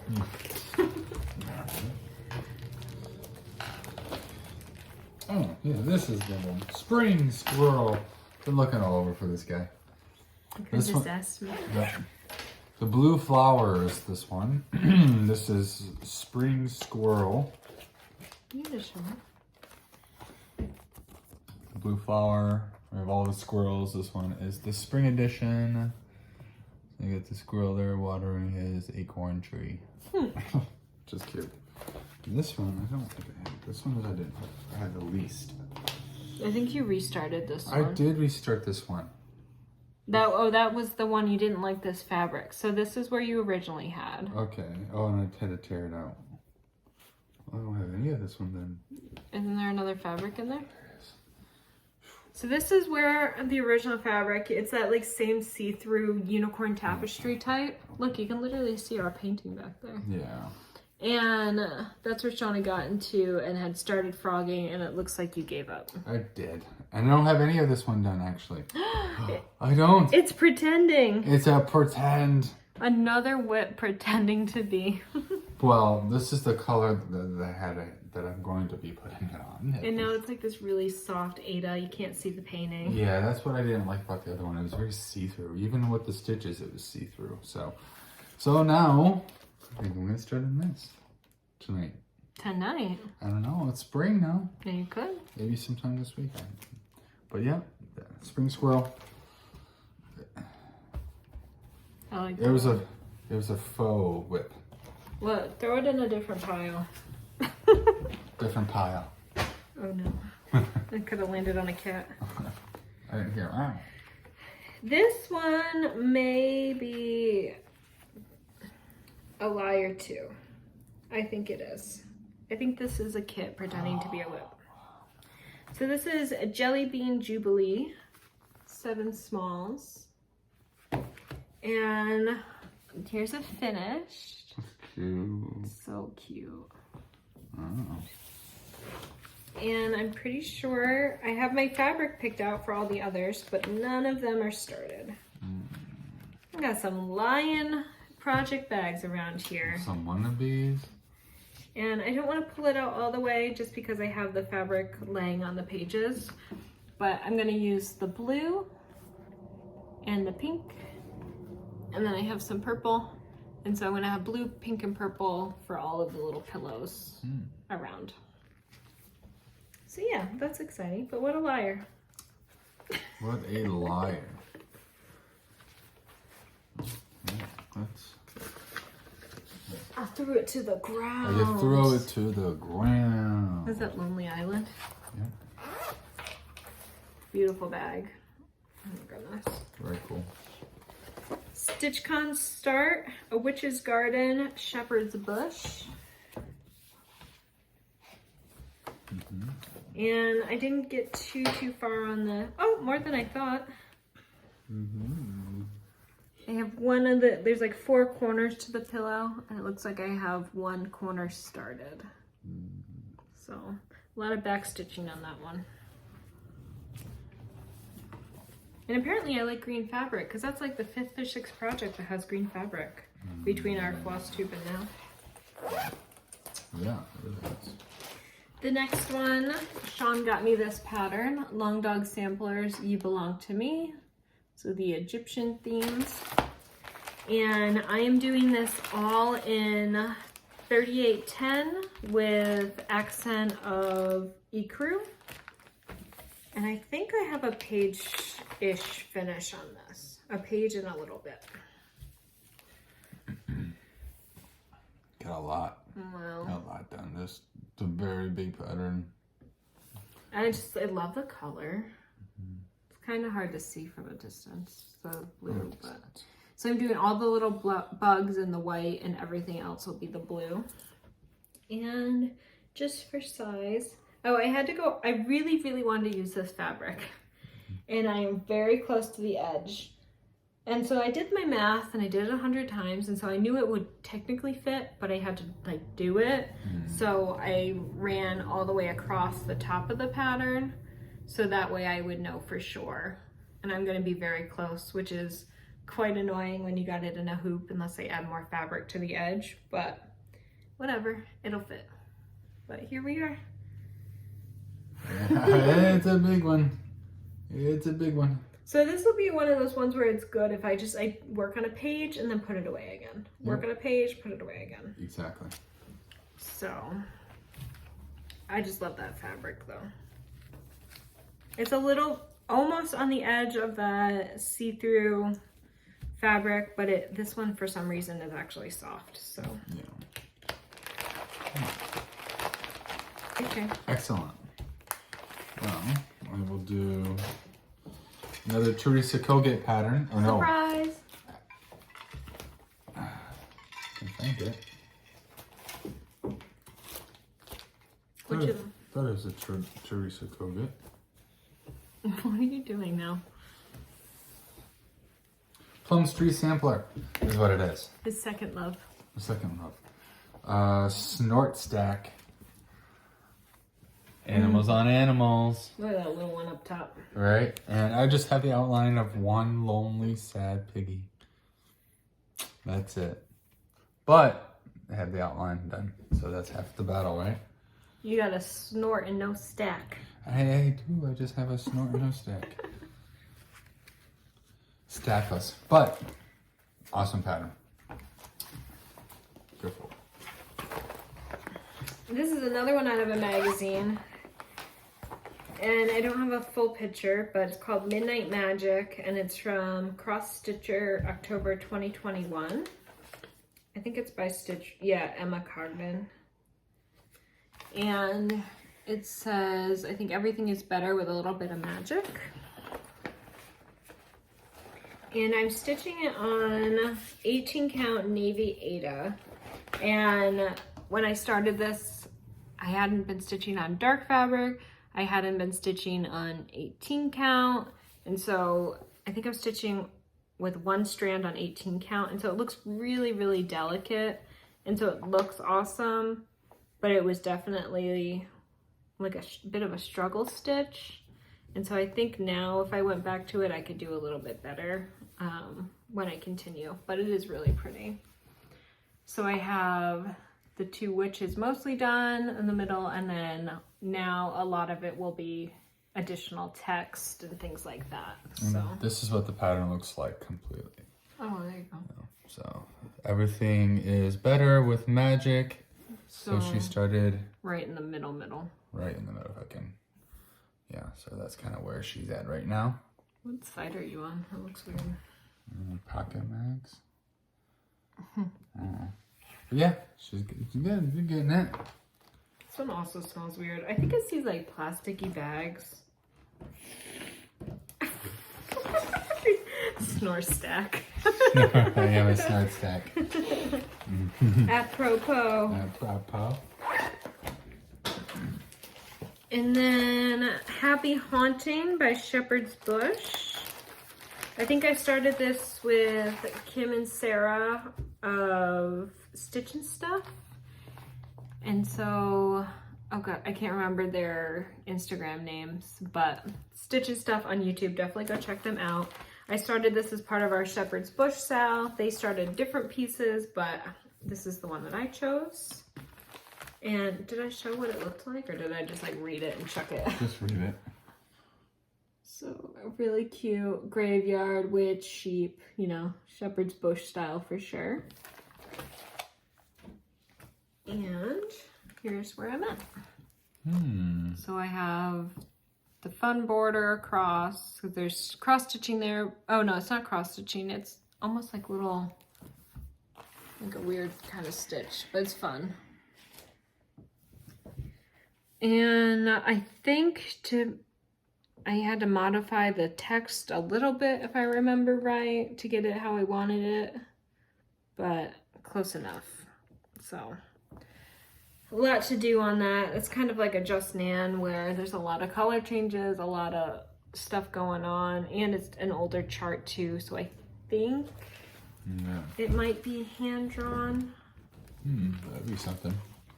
Yeah, it's a hand-drawn chart, so that's, I'll show you a little piece of it. The patterns are cool, they're awesome, but they're definitely a bit harder to read. See, I feel like you gotta be in the mood for it. You really do. That was my 2. That's your 2. Unless I can't count again. This is one by Brenda Gervais. With Thy Needle. With Thy Needle. And with Hens and Chicks is its name. I had completed one that's similar to this, similar in design. Hickety Pickety. Hickety Pickety, that's right. Also by Brenda. But this is the Hens and Chicks design that she has going on. Thought that was pretty fun. I've stitched a bunch of these little guys before. So it's like, at what point do they start standing up and then getting to put on clothes? Because since she has a dress on, right? They're just basically naked babies running around. Exactly. When did they become aware enough to be like, I'm chilly, I want to put on a human t-shirt? There's so feral, naked babies eating outside. Right. Oh my gosh. And I don't have much of this one done, but you can kind of just see, at least I have a basket. I think I did your basket. I think I did not have you do my basket. I think you messed up your basket and you were really flustered because your count was off and you couldn't figure out where the count was off. And so I took it out and redid your basket. You might have already done my basket. Maybe. Oh, nobody knows. Well, this one I forgot about a while back. So now that it's in my thing. So Hens and Chicks, basket. Well, because I felt you were so frustrated and I wanted you to be enjoying it. It was an earlier project too. Yeah. And I wanted you to be enjoying it. So I just like took it and fixed your basket so that when you were ready, you could just pick up and like continue and still enjoy it. And you're using that fabric because it matches your hickety pickety fabric. It does. So what he had done the companion piece on. Yeah. So then we'll be able to put them next to each other. That'd be really fun when I get that. There's not really that much stitching on this. No. There's a lot of open space. Tons of open space. Because like look at the size of the basket. It's the same size as each one of those chicks. Yeah. It's not that much at all. So really if you get her in, then the rest is smooth sailing. Smooth sailing. And she's all filling. Yep. One day. This one I'm doing with Bobby and Zamia for Zamia's birthday. And it's a Mirabilia called Cathedral Woods Goddess. And I think I only worked on it the one night with them.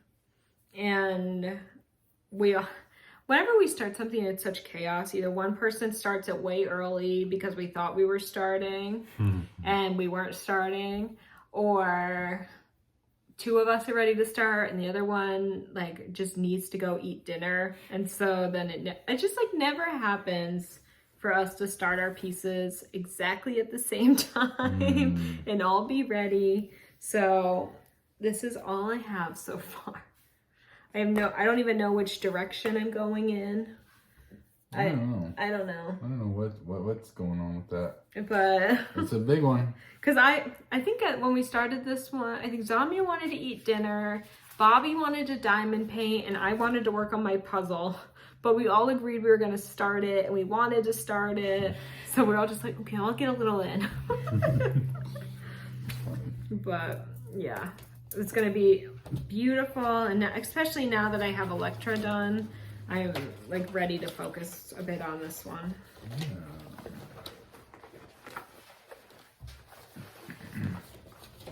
Yeah. And just so you see, here's the bead pack. So lots of golds in there.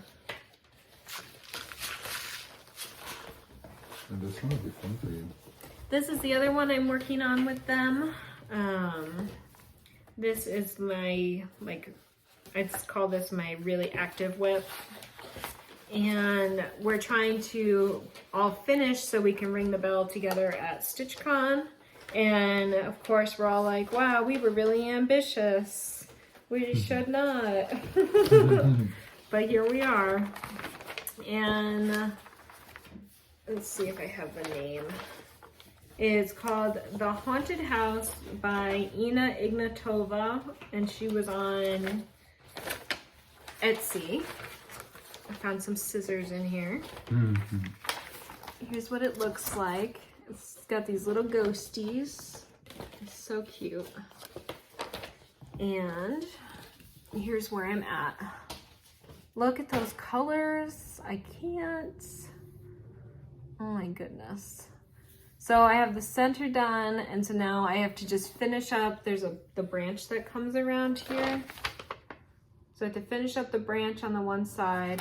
Then I have the rest of the grass, the two pumpkins, the other branch, and then the ghosts. But I think Bobby said the branch didn't take her too long because she started at a branch. So I think really it's these pumpkins that are slowing us down. I like it a lot. It's gorgeous though. Really cool. Lately I've been loving color. More colorful and bright and bold. Like there's somebody on Etsy, I want to say it's like Fuzzy Fox Design or something. I want to say something with a fox.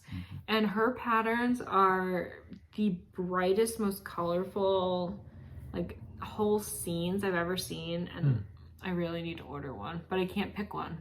So I should order more than one. But I don't want to order one of the one. I just want one, but I can't pick one. How do you choose? I don't know. I don't know. When do you choose? But they're gorgeous. It's very nice. So maybe when I finish this, I can get one of hers or something. Look at this. We're getting somewhere. Oh no. I think it's your turn. All right. Another one that I've been actually working on currently right now. Another one. Another one is DJ Khaled. DJ Khaled. Let's see.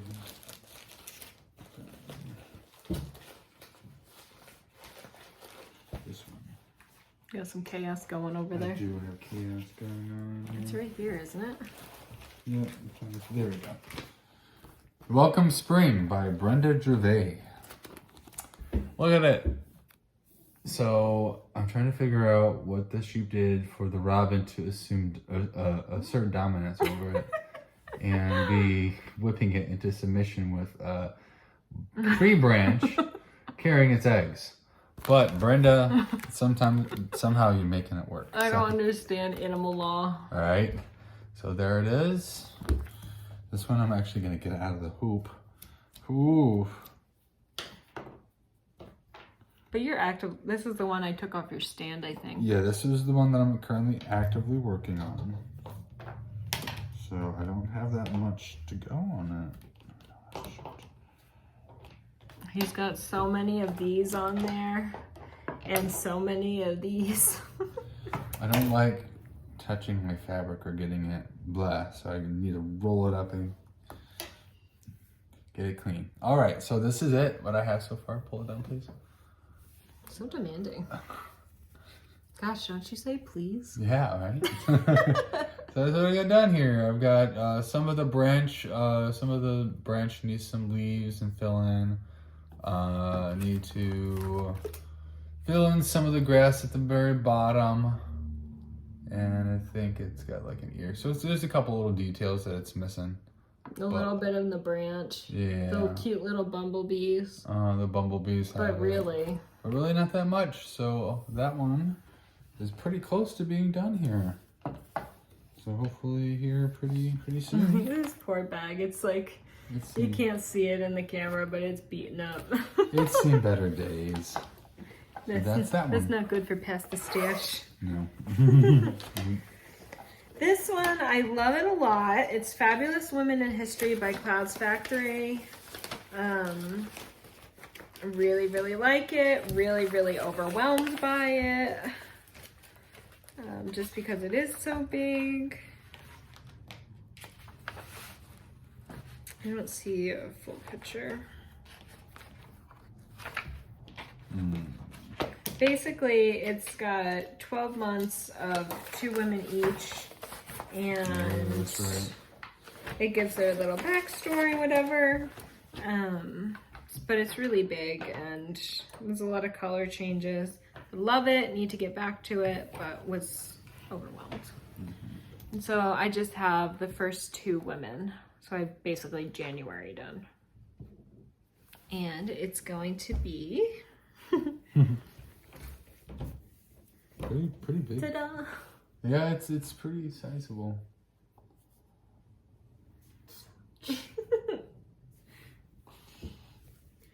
My goodness. That one is a big one. We are getting close. Yep. Yeah. We're getting there, guys. Oh no! My tie just fell apart. Oh. My whole thing. Yikes. Yikes. Oh well. I'm gonna throw that out. It's soft though. It's soft. Well, it's afraid. Should I throw it on the ground and like hurt your soul? Yeah. Just brush it off. Just brush it off. Shawn doesn't like that. That's a bummer. But it's got this bag with a huge handle. It's a nice bag. Wizard of Oz. I got it at Craft Gallery. They have somebody that, I'm not sure who the name of the person is, but they like bring in randomly bags to sell when they have them. Also from Clouds Factory, in another big bag. I really should take these out and put my my canvas pieces in this. Oh, you should. I really, really should. Store it all in there. Will I? Probably not. Should I? Absolutely. Yeah. So this one is, oh my gosh, floss everywhere. It's called Clouds Factory Zodiac Sampler, and this one I have a picture of. Oh, this one's cool. It's awesome. I have I'm gonna do the round version, so I'm not gonna do these end outside pieces. And I already have the round pillow that I'm gonna sew it to put on. I've had it for years. And For a couple. look, I got quite a bit done. Yeah. The problem with look at how big it's gonna be though. It's a big project.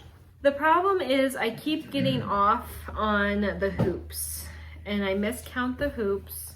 And then when I miscount the hoops and they're not even, and because this is such a circular design, it really needs to be done right. And I'm just struggling with it. So what I've decided, and it looks like I'm doing here on this piece, is doing all of the circles with half stitch throughout the whole piece. And then I can go through, you can see all the gold circles. Then I can go through and fill in, because the fill-ins are small and bright and fun. Right. And so as long as I can just like piece away at the gold circles, I don't want to fill it in and then find out I had miscounted something. So I really just need to do all of them. Can you help me hold it? And there's where we are. It's a lot. It's so, like, I love this guy. You know, it's definitely worth it. It's just, It doesn't help that this fabric is dark and... It's a dark fabric and it's tightly woven. Worth it, but hard. My gosh. Oh dear.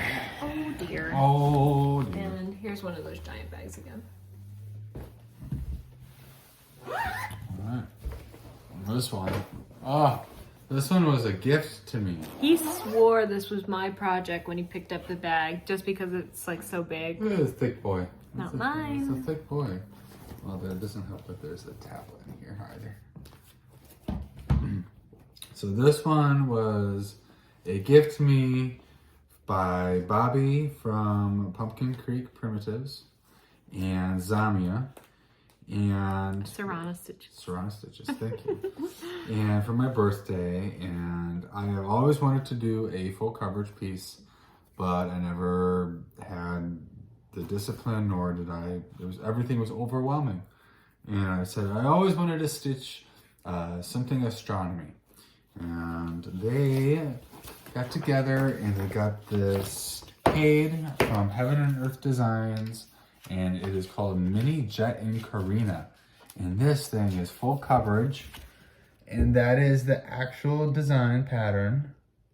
So cool. It is so cool. And when we were picking the flosses, there's so many pinks and purples and the colors you just expect that to mostly be like blue and tan, but yeah, there's some really cool colors in there. And it doesn't seem like it in this photo, but there are 89 colors. 89. So there's a few. And it's a couple. So it's really cool. And they also got me the fabric, which is gridded. It's 25 count easy grid. Thank you. So look at this. Okay. I don't know if you can see into here, but all of these colors go into this project. And I have just a little tiny corner, but this is what I have done so far. Oh, I can focus it. It's like 500 stitches though. Yeah, it's 100 stitches per square. Yeah, 100 stitches. So it's close to like 500 stitches. And I didn't know. I don't know if I can zoom up on it, right? Yeah. Good enough. Anyway, so I didn't know if I wanted to do full or half stitches, and the half stitches seem to be filling in pretty nicely. Pull it back just a little. There you go. There we go. So 500 stitches in, and you can start to see some of the purples and blues that are working its way in the corner and stuff. But obviously this is a forever project. I don't know. 325 by 330. Yeah, so is that like 13 and a half by 13 by 13? I think is kind of what it is. Did you read that, or did you just like math that in your head? No, it's what it's supposed to be, right? Like 13. Yeah, but did you like just math that out, or did you know what that was? No, I'm not to know. I do math for like literally my job, and I can't math in person. I can math on a computer. I'm in analytics. But yeah, this is a long-term project. It's going to be a while. Oh, there we go. Can kind of see some of the color in there. But I love it so much. It's going to be one of those projects that eventually is going to look like something. But just keep on plugging away. And yeah, you can really see the color difference in person. And I love it because this is the first time that I'm using the program Pattern Keeper on the tablet. Fawn downloaded it on the tablet for me to use. And it's a game changer. And I got so much into this tapping on the screen and stuff like that, so on my other regular patterns, right, I have the downloaded printable pattern, and I always highlight them. And one night we were watching television, and I'm just like, tap, tap, tap, tap, oh, done. And then I'm doing more stitching, and then I go back to do more tapping, but I'm getting the highlighter out. I'm about to highlight the tablet screen. I'm like, and then I'm sitting there stitching next to him, and I'm getting so jealous that he gets to tap off all those stitches, because it's like so exciting and like satisfying. And so he let me tap some of his stitches off because I don't use Pattern Keeper. Right, so I'll get. So I got jealous. So she's gonna do some tappy taps for me. So that's what I have. It's a really cool project. I'm really excited about it. I think it was Carolyn on the last Floss Tube or something. She said, like, get yourself a man that'll let you tap tap off his pattern keeper stitches. Right. God, I got that floss on me now. Next one, Plum Street Gobble Gob. Shawn allowed me to take a stack of animals. Yeah. And I'm really glad he did because I like this one a lot. Yeah, you've done great on this one. This one's cute. And my brain's elsewhere. Let's see. There you go. I'm like, I think I showed it, but I just go like that. So this is where I got. So this will be done this Thanksgiving for sure. But I just spent time on it. But it's cute. I started it this year at Thanksgiving and got really far. Yeah. And I like the fabric a lot. The color goes good. Yeah, it does. And then I've been thinking about this one. This is by the Blue Flower, and it was in one of the Punch Needle and Primitive Stitcher magazine from 2021, Seasons of the Heart Spring.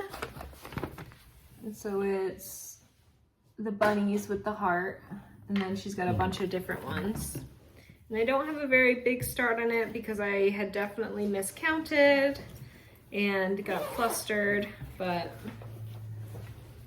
that's where we're at. So it looks like I had started to do the full X's and then got off on my stitching, and now I have the half stitches that I have to go back in and fill in. So hopefully it's right now. Hopefully. It's like hard when things have to be symmetrical in such a small pattern. Nerve-wracking. Because that's one thing to meet up, Yes. meet up with spaces again. Your turn. All right. Wow. Here we go.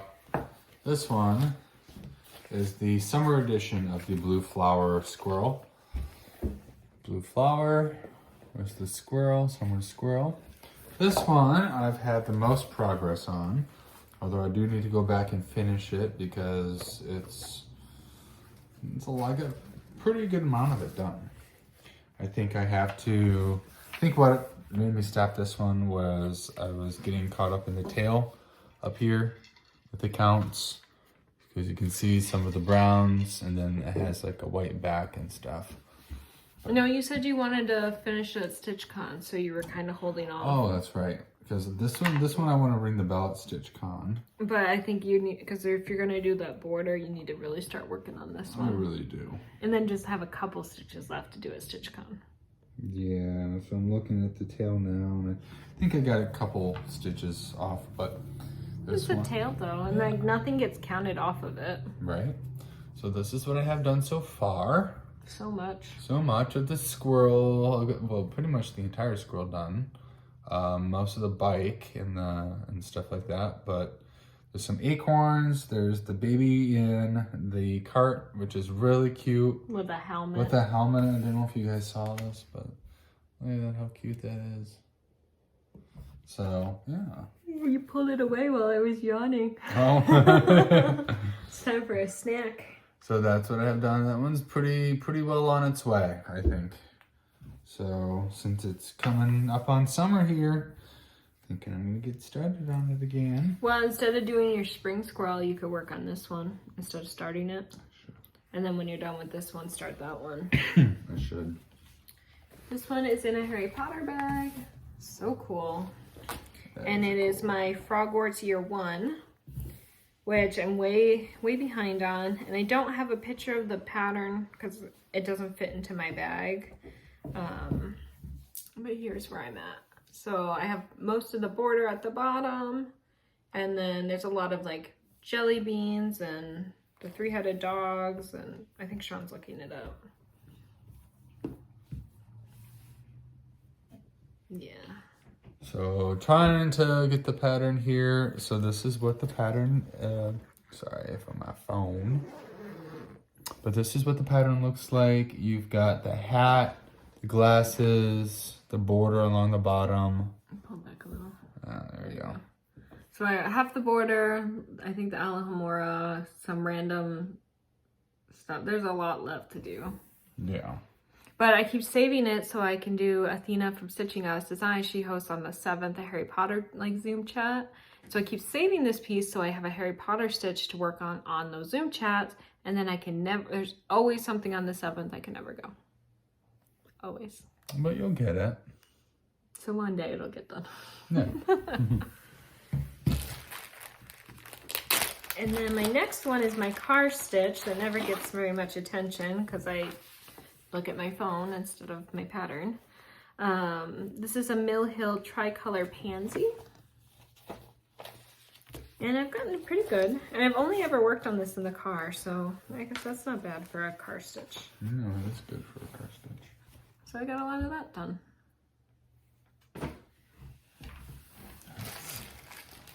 We should stick this back in the car. Yeah, you should. Because then my phone will be dead. I have nothing to do. Got one or two? Two. Oh, the puppy dog row. So cute. By Bent Creek. Poor pattern has been bent. Alright, so this is it. Puppy dog row.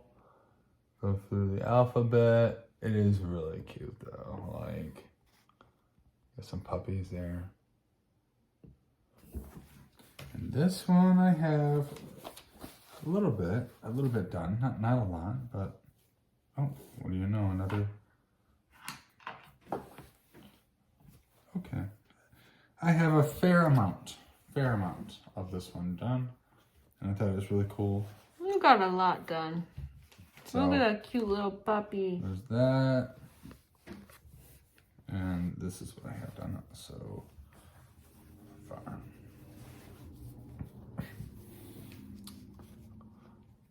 So we're getting it. There you go. So you can see it kind of started in the middle there and work towards the end. But it is actually, you know, it is really cute. I like his little nose. Uh-huh. Yeah. This one was fun. This one actually What? You've seen our floss tube, you'll recognize this fabric. Oh yeah. So there we go. Puppy dog row. Yeah, I want you to work on that one. This, I think, is my oldest project. And it was one of the first kits we ever kitted up ourselves. And I bought multiple, so it's a Country Cottage needlework, and I bought multiples in the series. And I think the reason I don't like it is because I'm using Sullivan's floss. No shame on anyone if they like Sullivan's, it just doesn't work for me. And we were at the stitch store and they only sold Sullivan's, and we were kitting it up. And so for these like 6 projects, we were pulling like 6 skeins of DMC 3 or Sullivan's equivalent of 310 or equivalent of white. And the lady comes over to us and she's like, "What are you doing?" I'm like, "Oh, well, it says we need a 310 for this one and a 310 for this one." And she's like, "Literally, like, those are so small. If you just get one 310, you could probably do all of them." And I was like, wow. Game changer. And we put them all back, but so she's like, "Oh, I could put it back." We're like, no, we'll do it. But it was just like, you know, it's one of those things you don't really realize is that brand new stitchers, you don't realize how much you can get out of a skein of floss and how to kit up yourself. And you know, so it's just one of those like, oh, we were baby stitchers, we didn't know. So this one is Raccoon Cabin. And I have a lot of it done, but I'm stuck in the snow at the bottom. And I had done his French knot eyes when I first started stitching. And so there are 2 different sizes. I also used like too many strands to do them, and they look really wonky, but I can't take them out now because that's just who he is. Can't change his face. It is who he is. No plastic surgery here.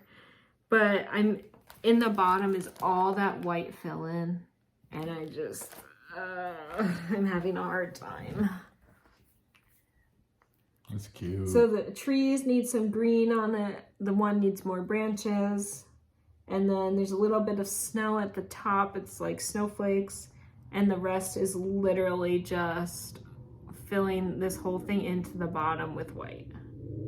It's so close. Mm-hmm. It's just languishing. And every time I go to pick it up, I get like 2 stitches in and then I'm not interested. And And that sucks because I have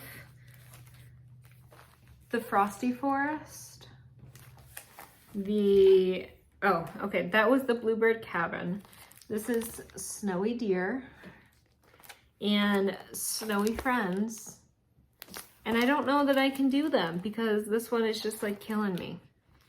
Maybe I could do the Snowy Deer because there's no house, or the Snowy Friends, but this Bluebird Cabin, I just don't think I can do it. It's a lot of house. I want to do it because I like the little owl charm that comes with it. But I can start one.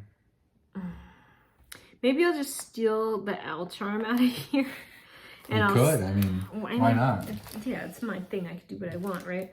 Maybe I'll just steal the owl charm and I'll stick it on this raccoon piece. And then I get to use the owl. And then I can just like let it sit. But like you already bought the fabric for it too, and they're all cut. But I think that's also the problem. You know, it's that stretchy see-through. And the solid. Ugh. I'm just complaining about it, but I feel like we all have that one WIP that it's so old and you like it, but for some reason it's just like crushing your soul to work on. But you still like it, so you still want to get it done. That's where I'm at. I'm struggling with it. Was that 2? I think it was 2. All right. There's another puppy pattern. I want this one done. Forget about it. Of course. Still in his Q snap. It's been on the Q snap for years. Poor thing. What's okay. You found another telephone pole? I found another telephone pole. I did. Holy cow. So that's that. Plum's Tree Samplers is teeny weeny. I'm gonna take it out of this Q snap. Okay. Because it's like dying. It's so sad. So this is, you just switch your Q snap back. Easy, if you have never like learned this trick, an easy way to take off your Q snap is to just pull at the fabric and it'll just pop off instead of having to like grab and really yank on it. Just pull on the fabric and it'll pop. Of course, now it's not doing it. This one is the original Teeny Weeny by Plum Tree Samplers. That's what it looks like. It's really cute. And I started this one far back. It's been a while. And I've got... You got a lot. I think I can start this one now. I used to think this was so thin or so small. I think it's 16 count Ada. Okay. Maybe 18. Yeah, probably 18. I got a part of a fire hydrant and half of a weenie. Why do you have 4 needles on the back of that thing? I don't know. And they're all telephone poles. What is this thing? Some thick boys. Some thick boys. Again, no shame if you use the No big shame needle. if you use it. But yeah, that's what I have. I have half a weenie and part of a fire hydrant. So, and you might have recognized this thing from another pattern somebody has. Walking the Water's Edge. This one is Barbara Anna Designs Christmas is Coming. It's a little snail with a Santa pulling a village. It's just really cool. And this is where I got to. So I got the whole village done, the whole backside. So now it's the snail and I gotta do the Santa, and then I think there's just like random Quakery stuff, and it ends right before the edge of the snail, so can almost see both sides. Almost. Ooh, I got another languisher next. Oh, it's the languished. Gone Batty. I've been showing this forever. Oh, is that the birds? Is that the bird? And okay, remember people people say don't leave your patterns against your vinyl because eventually the vinyl will eat your pattern. You hear that? It ate my pattern. Oh no. Look at it. It did. Look at it. Ah, it did take some of your pattern. So that's how long this has been in there. And so it is Gone Batty. I love it. It's so cute. Yeah. But it's just so much like fill-in. So I have everything in the cat done now except for the cat. So I just have to fill in and go across and across and across and across. Look at it. It's so wide. It is a wide cat. It's cool, but my goodness, I'm having a hard time. So. It's a lot though. It's a very wide cat. I know. But at least I still like it. So even though it's taking me literal years, it's okay. Yeah. But just be mindful of your vinyl. Mm-hmm. Mindful of the vinyl. My next one is an old one that I didn't get anything done. It's a liar? It's a liar. Well, I did. Oh. You have something in it? For the love of nature. It's this one. Yeah, thank you. Alright, so Fawn got me one year. Ooh, this is crinkly. Right? Crisp. Got me a Teresa Kogut sampler magazine. Or sampler. Let's start. It's funny. Right. And it's called For the Love of Nature. And it is so cool. I do really like it a lot. I love the fox. I love the fox. There's a fox on the bottom. The raccoon on the bottom's cute. I was going to change the date, but they've got the house and they've got the deer with the squirrel, the kissing, rubbing noses together. I feel like you could even, if you didn't want to do the alphabet, Yeah. like you can just almost stop the pattern there. Right. I'm not quite sure where about, but I know I started to do a tree. So, with that, I give you this. Yeah. Look at it. I'm gonna have it done for Christmas. No, but it is kind of like a Christmassy type. I don't know. It's just the trees that make The you think trees, of Christmas. I It think- looks more Valentine's Day to me, though. I guess it is. It just has a lot of hearts. But at least I have some green in it. I like stitching with green, so. All right. Superior Bees Summer House Stitchworks. And I started this during Frogwarts because I needed something, I think, with a clock. So I started this piece. And then I'm off somewhere in the actual like rug here. And so I need to either take it out or whatever, but during Frogwarts, there's no time for frogging. So I need to figure that out. And I love this fabric, the pink. Yeah. It'll be cool.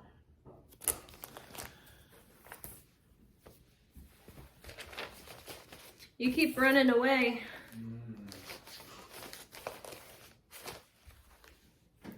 And then the next one is Autumn Lane, the Collectors. Love this piece. Struggle with this piece, but still want it done. And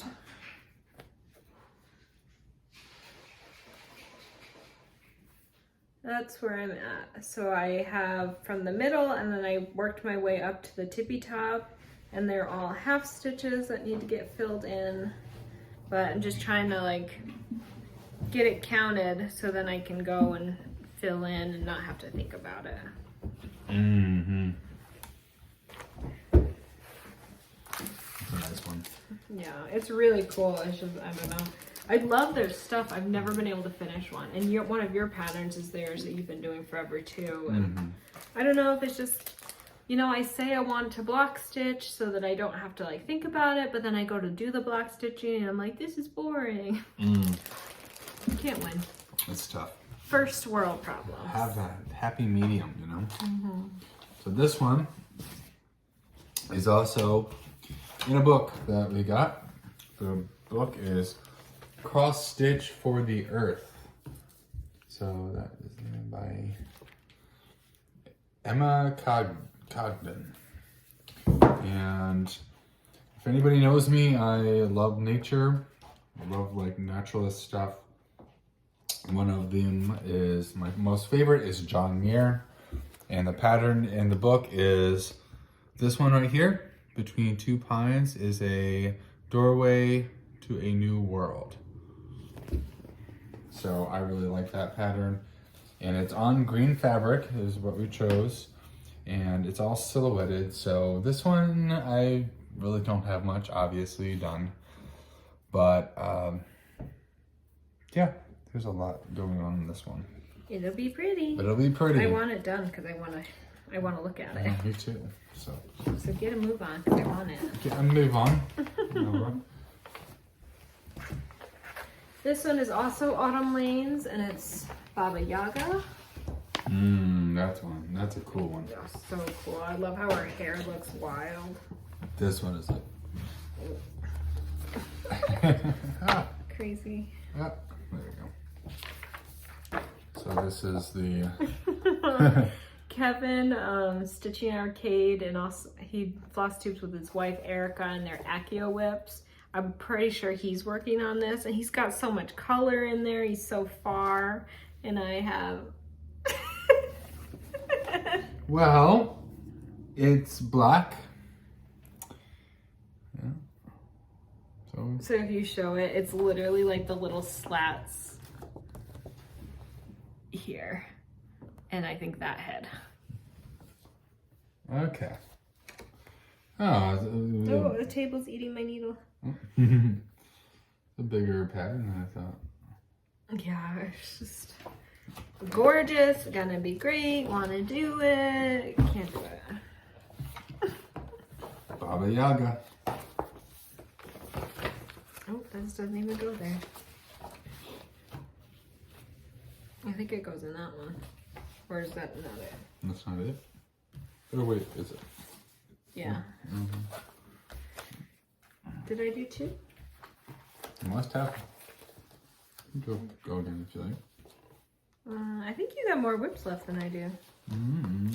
Sure this one goes in here? I count it. Yes, it does. Alright, so what I've been working on also. Oh, spring rolls. Oh. Oh. It's getting hot in here. The sun's starting to be on this side of the house now. Mm-hmm. We've been floss tubing for so long, the sun is on a different side of the house. That's funny. Plum Street Samplers, spring rolls. Oh, how appropriate for Bunny Day. I know. It's really cute. Actually, I think I'm going to start on this now. Spring rolls. They're so cute. I'm going to make cookies for Easter tomorrow. I'm making strawberry sugar cookies from Half Baked Harvest. Yes. So that's what I need to do after this. Hey, I've got a weenie.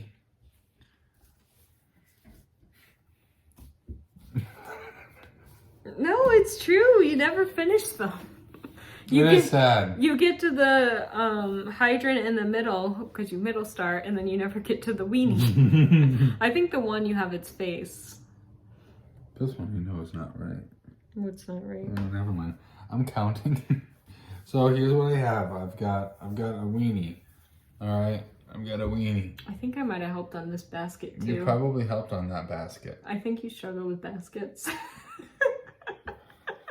Would you say I'm a basket case? Yes, and you also can't keep your eggs in one basket. But that's a good thing, right? You're not supposed to keep all your eggs in one basket? No. So maybe you keep them, I don't know.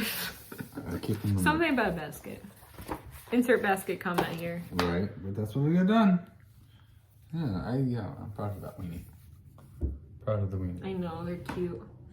I had a weenie dog growing up. You did. And its name was Molly McButter. And she had a back problem because she was so long and so tubby. Long and tubby. But I mean, when your name has literally butter in it, I mean, Yeah. what's gonna happen for your life.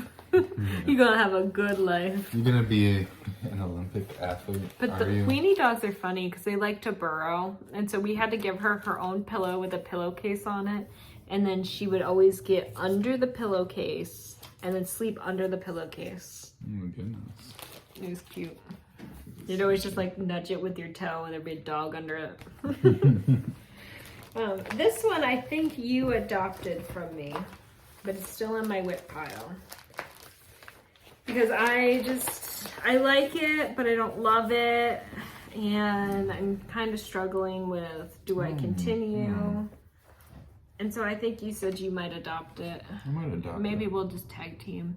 It's called Light by Barbara Anna, and I think it was a freebie. I still think it's really cute. I don't know why I'm just like, I don't know. I guess other things just calling my attention. And that's where I got to. So I have the start of the face, a little bit of the lantern, but really not much of a start. I don't know. I like it. That's good. But... You got a lot of progress on it. You've got the ears all the way down to its tail. Yeah. So maybe if you work on it some, then that's cool. But if not, I'll just, I guess, keep plugging away on it. Okay. Sounds good. And then this one I have abandoned, really my only abandoned WIP. And I think I'm gonna just finish it a little bit differently instead of doing the whole piece. So this is Memories of Chaos Witch Along by Fourth Circle Studio. And so this is based on Sabrina on the Netflix show. And I like it. I think the designer did an incredible job with making the characters and the rooms really depict the show. But the way the show ended, I just really didn't like it. If you watch, we could talk about it. I don't know. It lost me at the end. And so I think what I'm gonna do, and also in this piece, the frames are killing me. It looks awesome, killing me. So we have Sabrina in the middle. It says Spellman Mortuary. We have the cat, the frame, and then this is Aunt Hilda. And so my option is to just be done with it. Frog out these little edges. Just have the two of them. They're my two favorite characters anyway. And the cat, of course. And just have the three be done. Or, if you hold that... There's another cat portrait right here, and then there's Aunt Zelda, who it'll be the same size frame, but whatever her little situation is, and have just the three of them across. Take out these where I tried to put the frames in, and then have those three, and then the other additional two here, and then have it just be really long and call it a day. I think that would be the most like aesthetic. I think that's what I should do. But the idea of stitching another one of those frames makes me want to die. They're big. Yeah. It takes a lot of time to stitch, but I mean, it kind of brings it together a little. They're just so thick. They're four rows. And I don't know. Let me know what you think. I'm definitely not doing all of it because cat. There's 3 rows of stuff, and then plus the cat, so it's like what, 9? 9 plus little stuff in between. I can't do it. Designer did great. I absolutely love it. I think it's beautiful. I can't do it. So I think I might call this I think I want to call this finished. Yep. Frog that out. Hope it didn't like leave giant holes. And then just go with the 2 that are my favorite characters and be done. There's nothing wrong with that. Because they're fully finished. Yeah. Yeah, they're good color. I don't know. Can I call it a finish? You can call whatever you would like. Do you know what I mean, know, it's like, let's see. Your sisters. I wanted to see if I had Aunt Zelda printed. I don't think you do. Let's see. Okay, so just for reference, this packet of 12 pages, this is literally just those frames. All pattern of just frame. I should have known. I don't know. I'm struggling. I think I'm gonna call it a finish. What do you think? You finish it. You should have it finished. Do you think I need to do Aunt Zelda? No. I don't think you do. Ta-da! I'm finished. Finish. Mark it off in my book and post on Instagram. There you go. You heard it first, folks. Executive decision. Oh, good. This one's been weighing on me. This was the pattern that like we didn't talk about. Yeah. And then I look at all this pretty fabric I'll get back. Yeah. Yeah, this is excellent. What is this? That's the light one. Oh, okay. Nope. The right one? Your turn. Alright. That one I already did. So really, it's these ones. Stretch across the table. Alright. So the next one I have is... Which one is this? Which one is this? Oh, it's Wilbur. It's a Wilbur. The Piggy Pie. The Piggy Pie by Teresa Kogut. Wilbur, which is so cute. Janet started working on this one. Janet Really? Jabber. Oh, did she? Oh, well, Janet, I hope that your work on this goes better than mine. She started, I think, with the nose and has the nose done. Oh, that's cute. So this one actually has gone pretty decent for me. It's so cute. But then it got caught up because there's like 8 different kinds of pinks in this. Yeah, but it looks awesome. But then the one pink... Look at that in the camera. Right. The one pink that goes into it, I got mixed up right around here. So there's a color that's mixed in that goes some other places. Well, you can't tell. But I substituted the one color I couldn't find for another color. So that color that I substituted for the original color, I can't find in my bag anywhere, and I don't know what the number is, so now I can't match it up, so now I can't start it again. And that's my dilemma. What do you mean you can't match it up? Well, I don't know what... Well, you just take you hold it against it.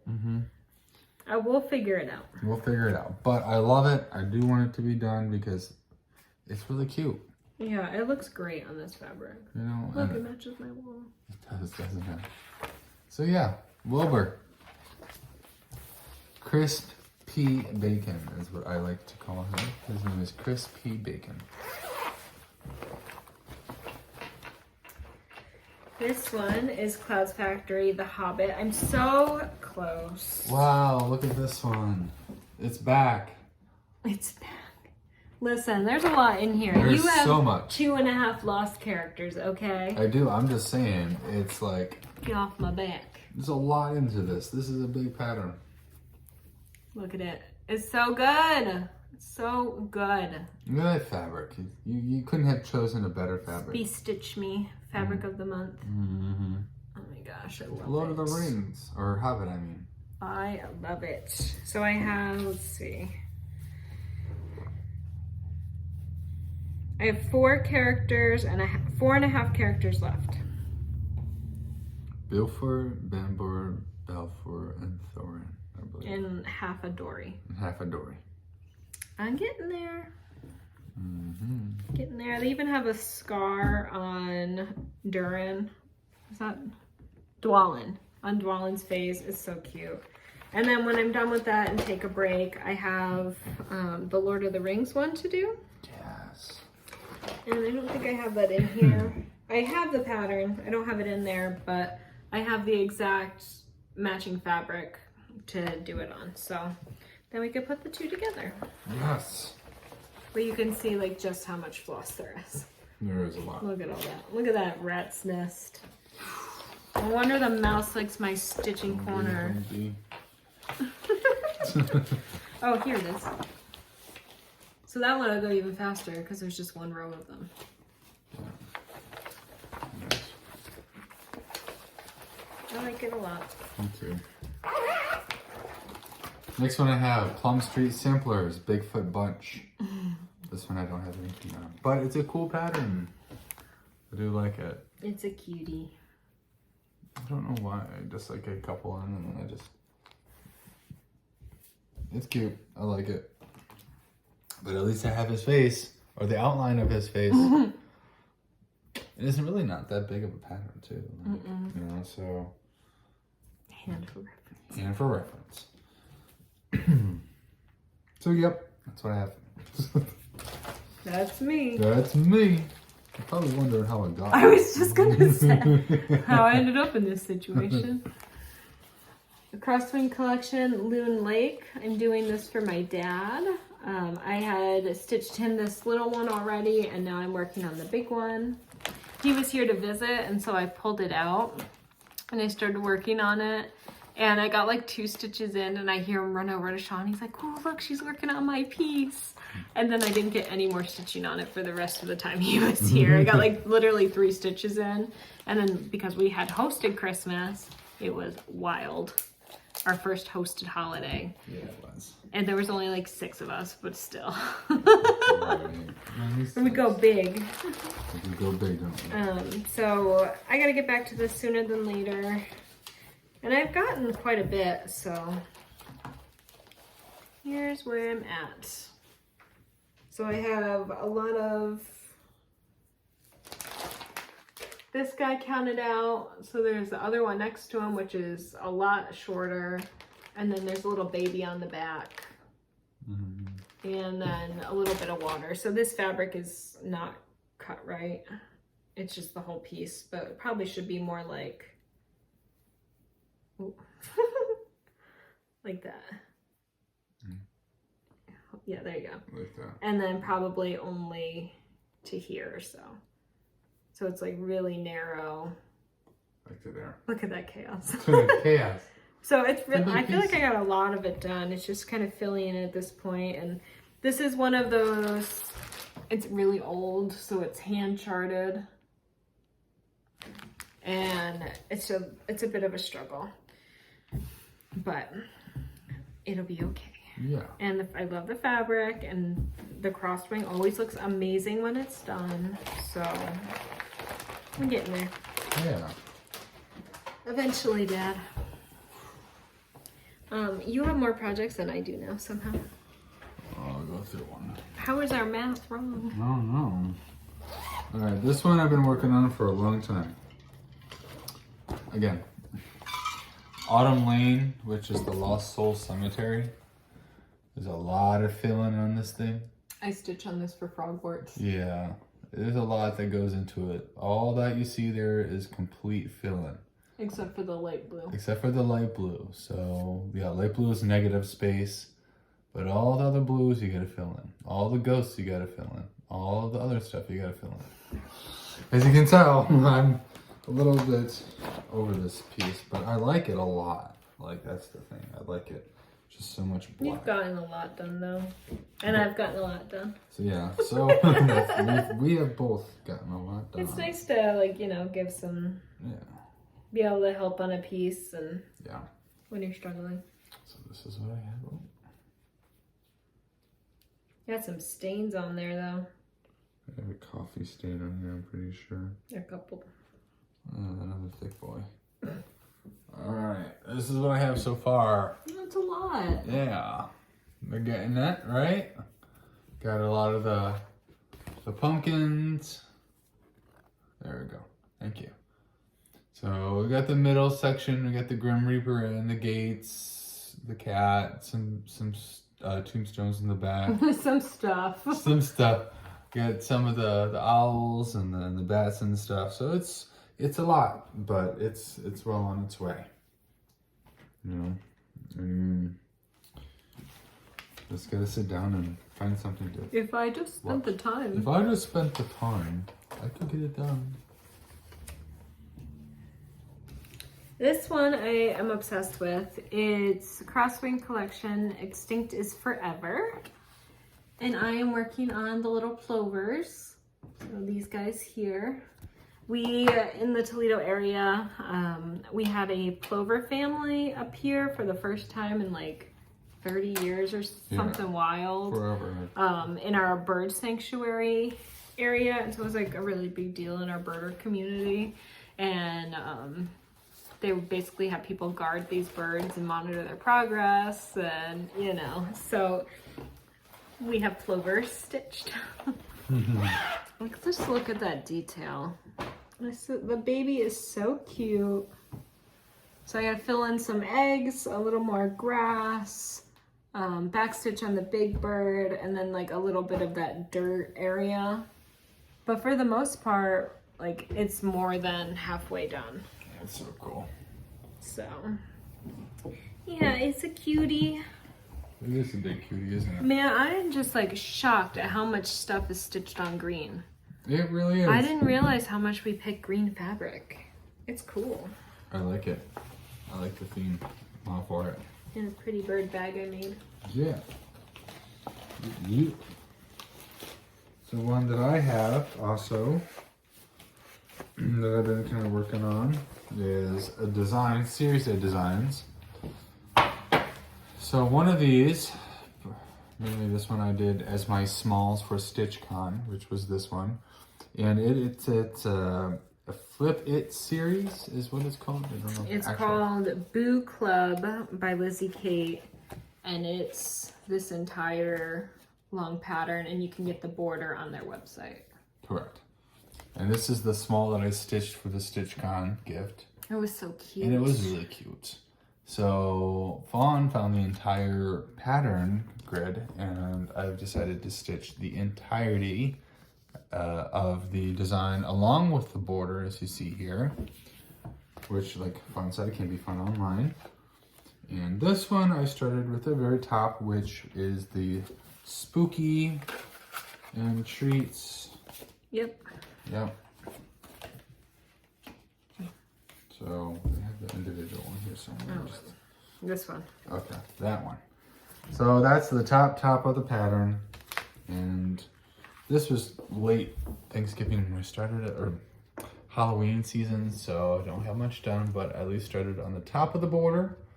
I've got a letter, and I started on part of a pumpkin. So. Yeah, but they're, you know, lettering is pretty easy. But for reference, it's a banner style, obviously. Oh, I lost it.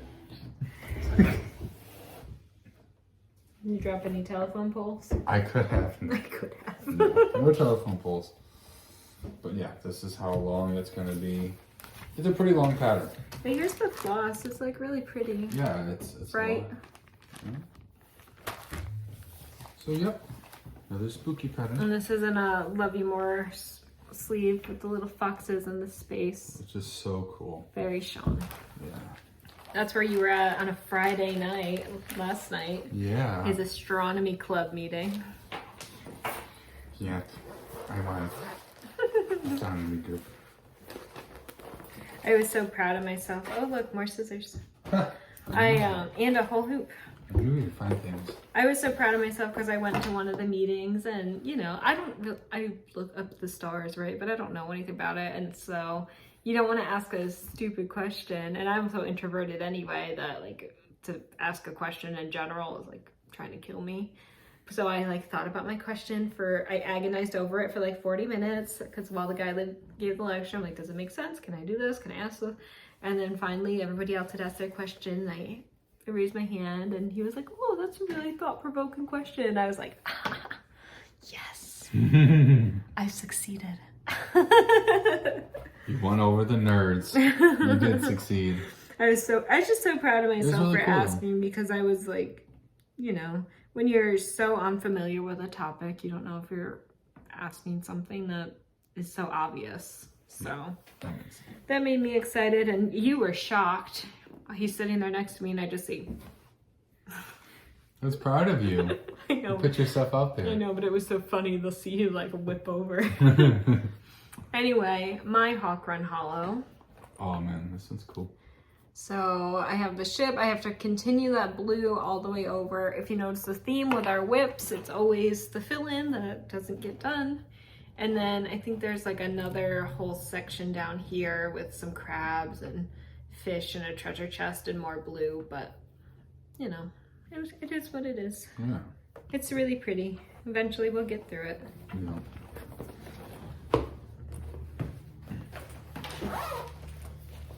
Yeah. This? I have one left. Oh wow. Okay, so I'll show this one real quick because there's nothing on this at all. Yes, there is. Yeah, there's like a couple stitches. All right, so. Oh, what a cute needle minder. Right, I'm telling you, that's where all the needle minders are going. So we tried to do a stitch along with Keisha and Laura of Pattern Queens. Thank you. And one cross-string collection, I wanted to do just a small of this little birdie right here in the corner. I don't know if you can see it. It's the blue jay, I think. The blue jay, yeah. Just a little tiny guy, all right? And at least try to get some of them. So we filmed our start with them and it's on their channel and we kind of go back and forth. They interviewed us a little bit, which was really fun while we all started our crosswing. Right. So I tried to do just a little bit of this bird and I've got some white in there. There's really not many, but you've got a couple. Yeah, the bottom of his belly. Bottom of his belly. So next year that'll be an ornament or something on a tree maybe, right? Yep. All right. And you said you have one more? This is my last one. All right, so that means... That is both yours and mine. Okay. All right, go ahead. Then why don't you go do... That one. Yeah.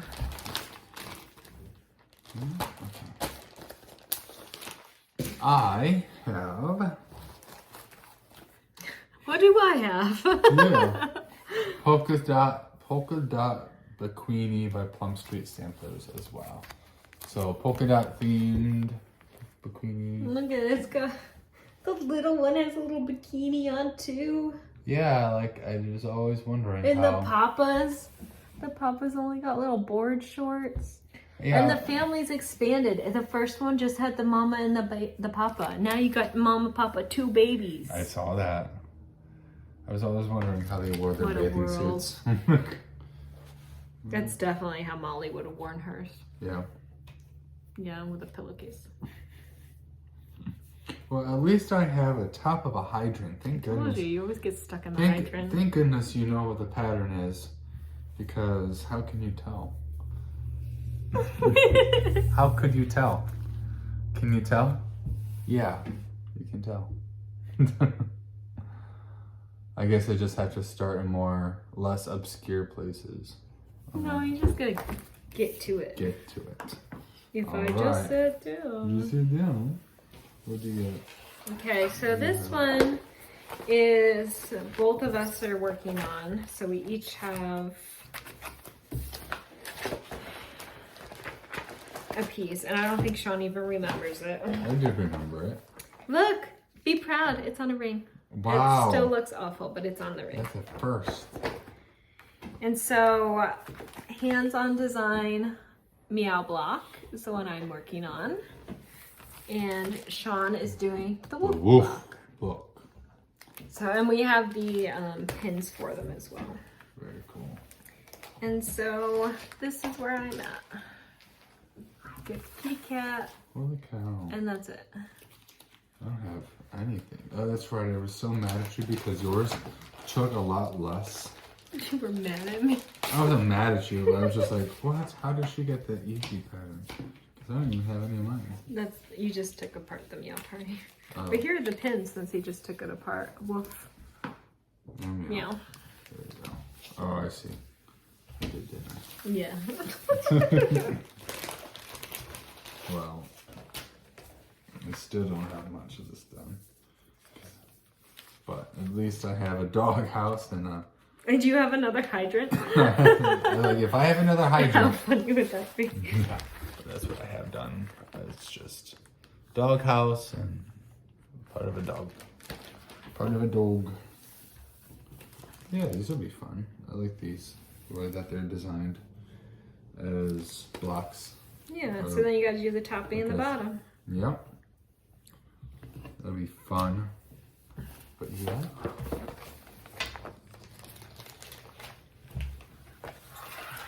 And then that was it for you, right? That was it? Okay, my very last one is my newest start. Awesome. And this is Heartstring Samplery Scary Sampler.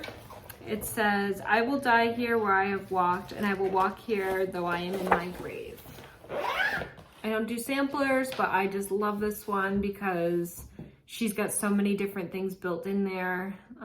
There's Beetlejuice, there's the Demogorgon flowers on the outside from Stranger Things, there's the Harry Potter cemetery piece, there's the Lost numbers, Jurassic Park, like all the things are in here. She's got a whole list.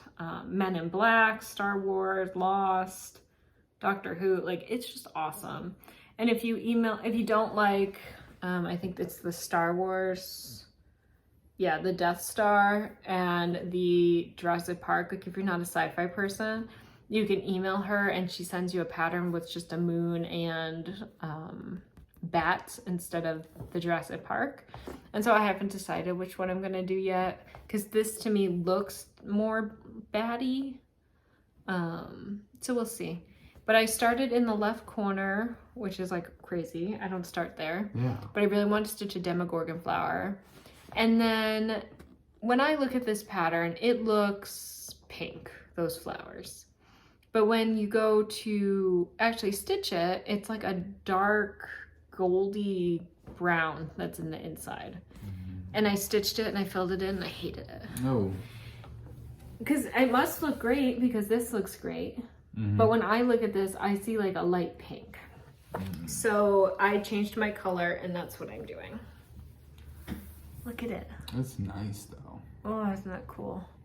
So I like the pink, lighter pink on the inside, and I have almost a page finished. That's why this is kind of half cut off. I didn't go to the next page to get the rest, and because this is such a big pattern where that's one whole page, I'm just gonna fill this in, do a page, and then put it away. And then I'll pick it up again and do another page. So that's smart. It's the right way to do it. Yeah, so that's my active WIP. That's why it's still drum tight, and I took this off my stand. Yes. Look! Wow. We did it. We did it. Wow, it's been a long time. Oh, a little bit. Hi. No wonder I'm tired. I'm hungry. All right. The sun's on a different side of the house. Right. So I hope you enjoyed. Yes. It's been 2 years since our last one. I know people do them every year. Some people do half years, usually the earlier, but you know, this worked for us. So yeah. We're so happy you're still here. So much. And we hope you took a break and you've been stitching and eating and whatever it is you want to do. And if you've been stitching, tell us what you've been working on during this. If we enabled you, definitely let us know. If you want to stitch anything with us, let us know. If you have any encouragement or comments, kudos for finishing my Sabrina during this video. Right. Yeah. Midwest Goodbye, we drag this on. Thank you so much, though, for continuing to support us and tune in. Yeah, check out the rest of our channel. We're not making any commitments on when our next floss tube is going to be because we never meet them. Right. So in general, just hit the notification bell so when we do post, you know, and we'll see you soon. Thank you very much. Bye. Bye.